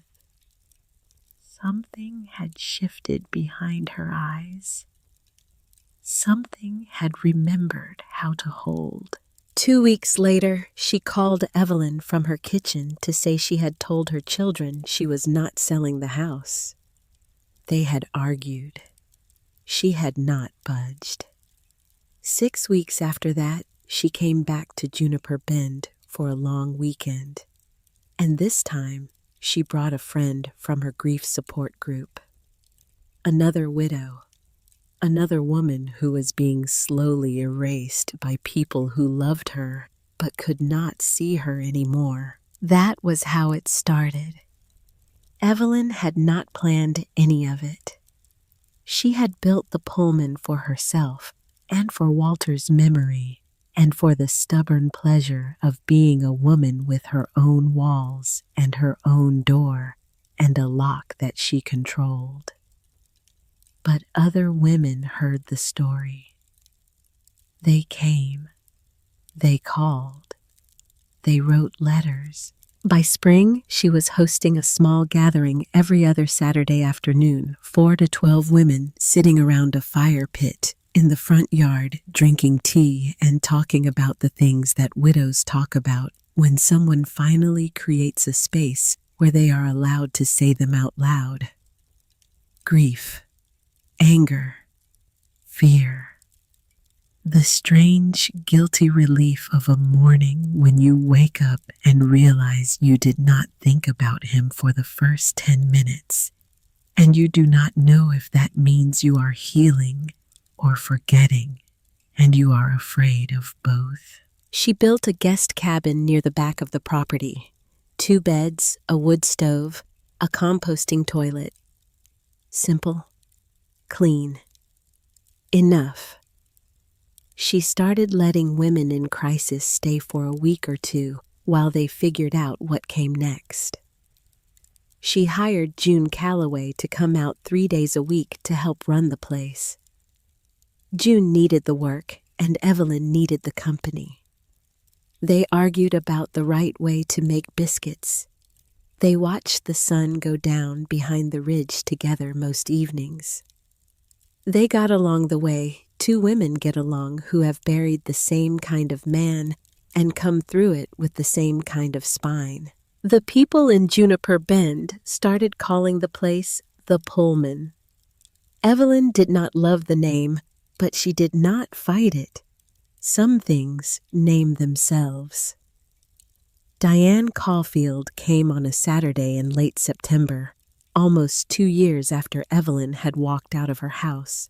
She drove up in a car that was not as nice as the one she used to drive. She wore a cream silk blouse and good jeans and a rose gold watch she had bought herself in a different life, and every piece of it was armor, because Diane Caulfield was a woman who would rather look like she was winning than admit she had lost. Evelyn saw her from the kitchen window. She set down her coffee. She walked out to the gate. 6 women were sitting around the fire pit behind the train car. Their voices went quiet. "Diane," Evelyn said. Just the name. Flat. Neither warm nor cold. The way you say a word you have been expecting to say for a long time and have already decided how it will sound. "Evelyn, hi." "Hi." Diane looked at the fire pit. She looked at the women. She looked at the Pullman gleaming in the autumn light with its solar panels and new windows, and the wrought iron gate, and the gardens along the south side, and the flagstone patio with the Adirondack chairs. She looked at all of it with the expression of a woman doing an appraisal she had not been hired to perform. "Can we talk?" Diane said. "Privately." Evelyn led her around to the front of the property to the patio where two chairs sat facing the ridge. Neither of them sat down. "What do you want, Diane?" "I read about this place, about what you built. I wanted to see it. I wanted to see that you were all right." "I have been all right for almost 2 years."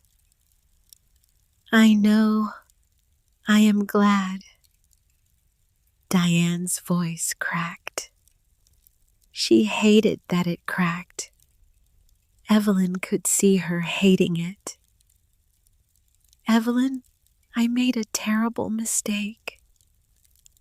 "Which one are we talking about?" "All of it. Throwing you out, the way I did it, the 4 days." "Go on." "Mitchell left me. He took everything. He convinced me to refinance the house and pull out $120,000 in equity for an investment that did not exist. He was gone 6 weeks after the wire transfer. The house is in foreclosure. I am working 2 jobs. I have nothing." "And so you came here." "I did not come for money. I came to apologize." "You came for both.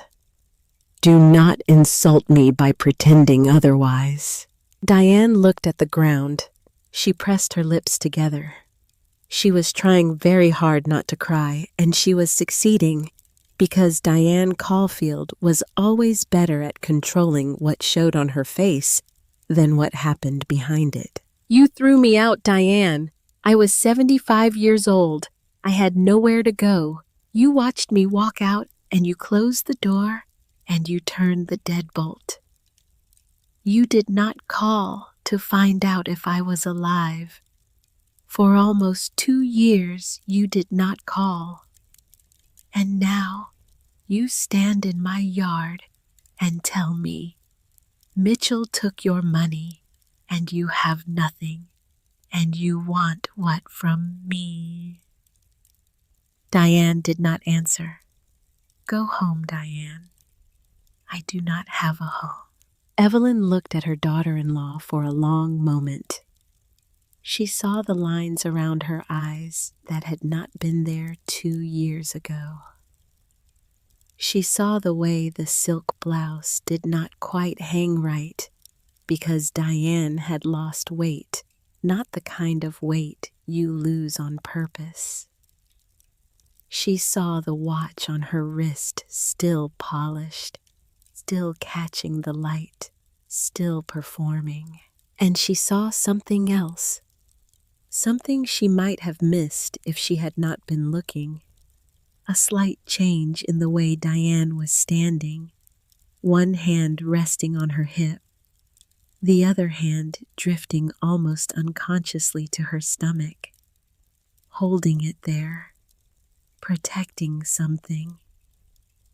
Evelyn saw it. She filed it away. She did not say a word about it. "That is not my problem to solve," Evelyn said. She used Diane's own words. She used them the way a woman uses a mirror to show someone exactly what they look like. Diane flinched. The words landed the way Evelyn had intended them to land, not with cruelty, but with precision.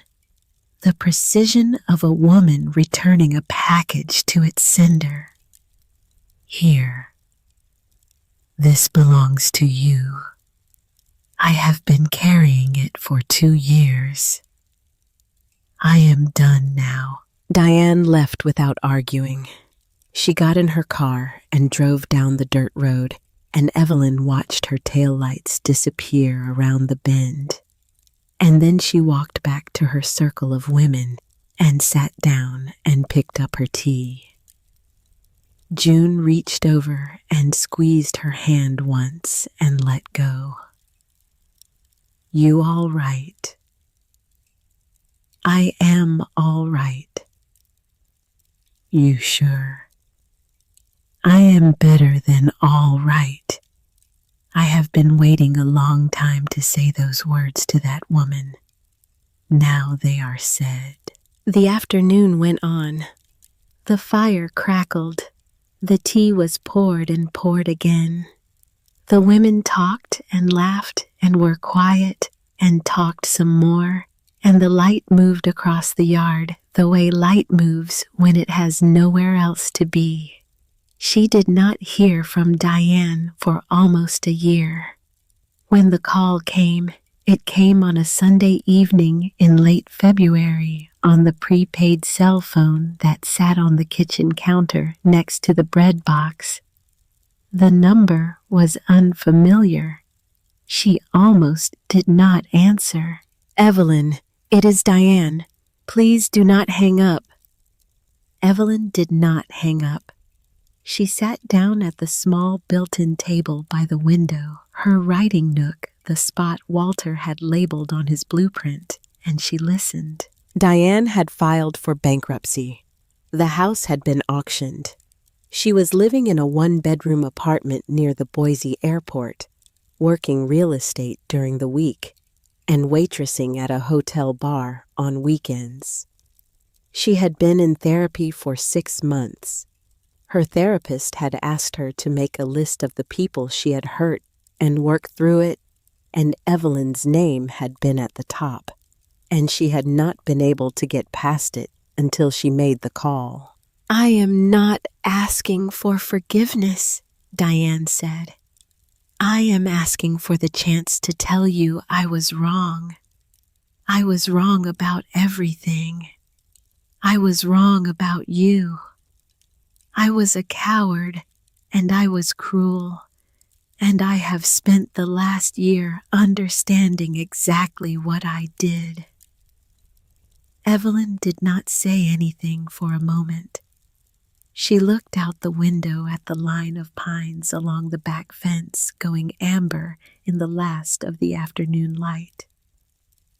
"Thank you for calling, Diane. That is all you are going to say." "What else would you like me to say? I do not know. I do not know what I expected.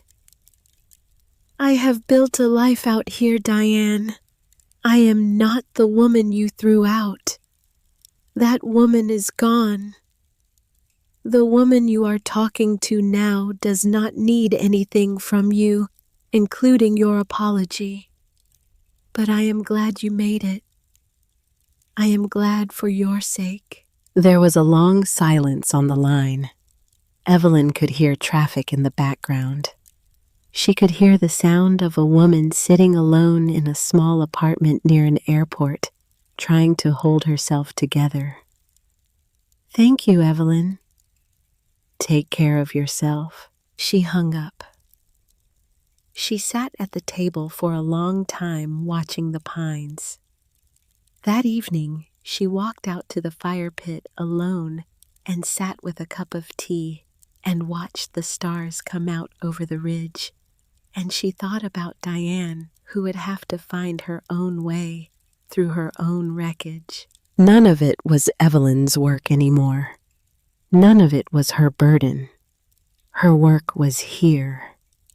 Her work was the women who came up the dirt road on Saturdays, and the guest cabin that held a different woman almost every other week, and the small, steady community that had grown around the Pullman like wildflowers around a fence post, not because anyone planted them, but because the conditions were finally right. 4 months later, on a Thursday evening in June, the phone rang again. "Evelyn, it is Diane." "I know."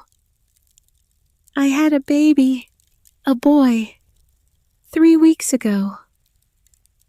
Evelyn closed her eyes. She had known. She had seen it that day on the patio, the hand drifting to the stomach, the unconscious gesture of a woman whose body knew something her mouth was not ready to say. She had known, and she had not asked, and she had sent Diane away knowing. "Mitchell," Evelyn said, "he does not know. He was gone before I found out." "What did you name him?" There was a pause on the line, a pause that had weight to it, the kind of weight that bends the air around a conversation and changes everything that comes after. "Nolan," Diane said.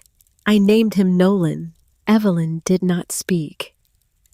She sat at her writing nook with the phone pressed to her ear and the evening light coming through the window, and the brass key on its leather cord, hanging from a small hook on the wall where she could see it every morning when she woke up. And she did not speak for a long time. Nolan, her son's name, given to a child she had not known was coming by a woman who had thrown her out of her own house and locked the door behind her. It was the cruelest thing Diane had ever done to her, and it was also the most honest, because Diane had loved Nolan too. In her own way, in her own limited and transactional way, she had loved him. And naming this child after him was not a manipulation. It was a confession. It was the first true thing Diane had said in years. "The child is a Hartwell," Evelyn said finally. Her voice was steady in a way that surprised her. Steady in the way Walter's voice had been steady when he was saying something he had thought about for a long time. "He is welcome here. You and I will figure out the rest, or we will not. But the boy comes first." "Evelyn?" "The boy comes first, Diane. That is all I have to say right now." She hung up. She put the phone down on the counter. She walked outside and stood in the yard and looked at the Pullman in the evening light, at the solar panels on the roof, catching the last of the sun at the garden along the south side, where the tomatoes were coming in heavy and red, at the guest cabin in the back, where a woman from Pocatello whose husband had died in the mines was staying this week and had left a pair of boots on the porch. She was not forgiving Diane. She wanted to be clear about that to herself, to Walter, to whoever was keeping track. She was not offering absolution. She was not opening her arms. She was making a decision that had nothing to do with Diane and everything to do with a boy who had been given her son's name and who carried her son's blood and Walter's blood and who had done nothing wrong and who deserved, at minimum, a grandmother. It was the hardest decision she had made since the morning she had bought a bus ticket to Juniper Bend with $840 in her pocket. It was harder than that, actually. The bus ticket had been desperation. This was choice. On her 77th birthday in October, the women threw her a party in the front yard. There were 40 of them. Connie Mosley had driven up from Pendleton. Ruthie Bowen had closed the store early and brought a sheet cake with "The Pullman Established 2015" written in blue frosting. Hank and June had strung lanterns along the fence. Earl Jessup, 85 now, and moving slower but still sharp behind the eyes, sat in a camp chair near the fire pit, with a blanket over his knees and a cup of coffee in his hand that he had not touched because he was too busy telling a story about Walter to a group of women who had never met the man but felt like they knew him. Walter Hartwell. Earl was saying, his voice the slow, weathered sound of a man who had spent 50 years around steel and steam and had come out of it with a permanent rasp. Was the stubbornest man I ever knew, and I mean that as the highest compliment I know how to give. He brought me out here in 1984, drove me 3 hours from Boise, so I could look at that Pullman and tell him if the bones were good. I told him the bones were good. I told him this car was built by people who cared whether things lasted. And he looked at me and he said, "Then I am going to build something that lasts inside her." And he did. Everything you see here started with that man and a pencil and a piece of wall he was not afraid to write on. The women listened. They listened the way people listen to a story about someone they have never met, but whose presence they can feel in the brass fittings, in the bookshelf, in the pencil notes behind glass. Sadie Fontaine was there taking photographs for a follow-up piece she was writing. Dale Kirchner had come with his wife. Grady Poole, the lawyer from Bend, had sent flowers. A regional public radio program had done a 15-minute segment on the Pullman the month before, and after it aired, Evelyn had received over 400 letters from women across the country. She had read every one. She had answered as many as she could. The afternoon was cold and bright the way October gets in the high desert, with the smell of wood smoke and pine sap and the last warmth of the year holding on for one more week. The lanterns swayed in the breeze. The fire crackled. The women sat in a wide circle around the pit, with their cups and their blankets and their faces turned toward the heat. Diane was there. She stood at the edge of the gathering, not in the circle holding the baby in a carrier against her chest. She had arrived that morning and had barely spoken. She did not know where she fit. She did not know if she fit. Evelyn had not told her she was welcome at the party. She had not told her she was not welcome. She had simply told her the date and the time and let Diane decide for herself which was the only kind of invitation Evelyn was willing to give. The women asked Evelyn to speak. She had not planned to. She stood up from her chair slowly because her knees were not what they had been, and standing up from low chairs was a negotiation now. She held her cup of cider in both hands and looked at the women around the fire, at their faces, at the years written on each one. 2 years ago, she said, I sat in that train car when it was a rusted shell with a leaking roof, and I was 75 years old, and I had been thrown away by someone who decided I was not worth keeping. I cried on the floor that night. I am not ashamed of that. I think you have to cry on the floor before you can get up from it. I want to tell you something I have learned in this place. The people who throw you away are telling you in the only language they understand that they have run out of room for you. That is information about them. It is not information about you.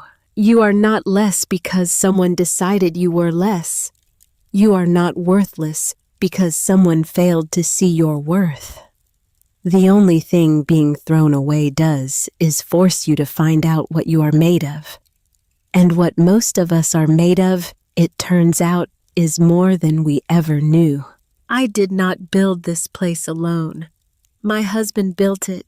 He started 20 years before I got here, drawing plans on the walls of a train car that nobody believed in except him. Hank Dawson built it. Ruthie Bowen built it. Every woman who has come up that dirt road on a Saturday morning and sat down at this fire and told her story, you built it. We build it together every time one of us refuses to disappear quietly. That is the work. That is the only work that matters. I am 77 years old today, and I have never been more myself. The women applauded. June wiped her eyes with the back of her hand. Connie raised her cup. Hank stood near the fence with his arms folded and his railroad cap on his head and his jaw tight in the way a man's jaw gets tight when he is feeling something he does not have the words for. Earl Jessup raised his untouched coffee cup from his camp chair and nodded once slowly the way old men nod when they have heard something worth hearing. Evelyn raised her cup of cider toward the Pullman, toward the brass fittings catching the firelight, toward the reading corner, visible through the south side windows, toward the pencil notes sealed behind glass on the walls, toward Walter, wherever he was. Diane stood at the edge of the circle with the baby asleep against her chest. She was crying. She was trying not to, and she was failing. And for once, she was not trying to hide it. The baby's hand was curled around the collar of her jacket. His name was Nolan. He was 4 months old. He had Walter's jaw and Evelyn's dark eyes, and he was sleeping through his grandmother's birthday party with the perfect indifference of a child who does not yet know how complicated love can be. That night, after everyone had gone, after the lanterns had been taken down and the fire pit had been covered, and June had driven home with Hank, and the last car had disappeared down the dirt road, Evelyn went into the Pullman alone. She turned on the reading lamp in her corner. She sat down in the chair that was placed exactly where Walter had drawn it on the blueprint, in the spot where the afternoon light came in, and where on clear morning the rid from her. She took a piece of paper from the small desk. Walter's blueprint had specified the one Dale had built into the wall beneath the window. She picked up a pen. She wrote a letter. Not to Diane, not to Nolan, though she would write to him later, many letters over many years the way Walter had written to her. She wrote to Walter. She told him about the land, about the storm, about the satchel and the key, and the moment it had turned in the lock after 15 years of waiting. She told him about Ruthie and her boots, about Hank and his bolt cutters, about Dale and the renovation and the way the hardwood floors caught the light in the afternoons.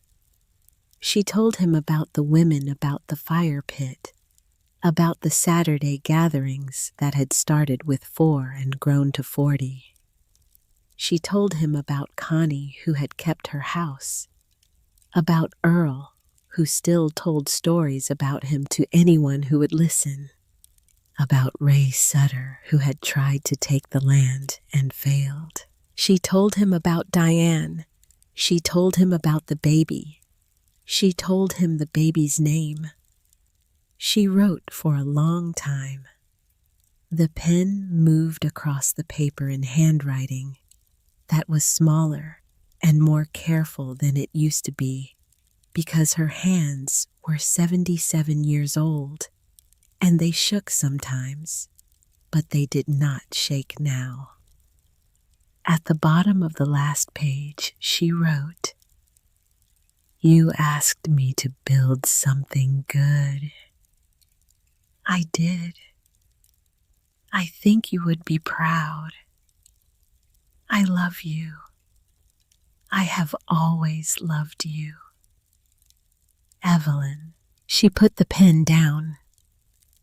She folded the letter and placed it in the satchel with Walter's 20 letters, the 21st, in a conversation that had started 40 years ago at a punch bowl and would not end.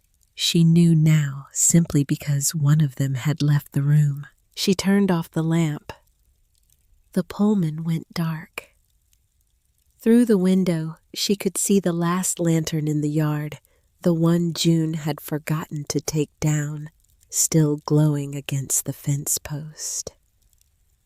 Beyond it, the ridge was a black line against a sky full of stars.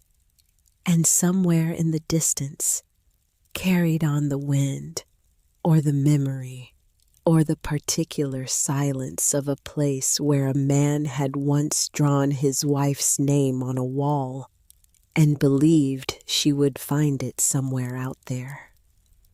If you listened carefully, you could hear the sound of a train whistle from a long way off. Or maybe it was just the wind. It did not matter. Evelyn Hartwell closed her eyes. She was home.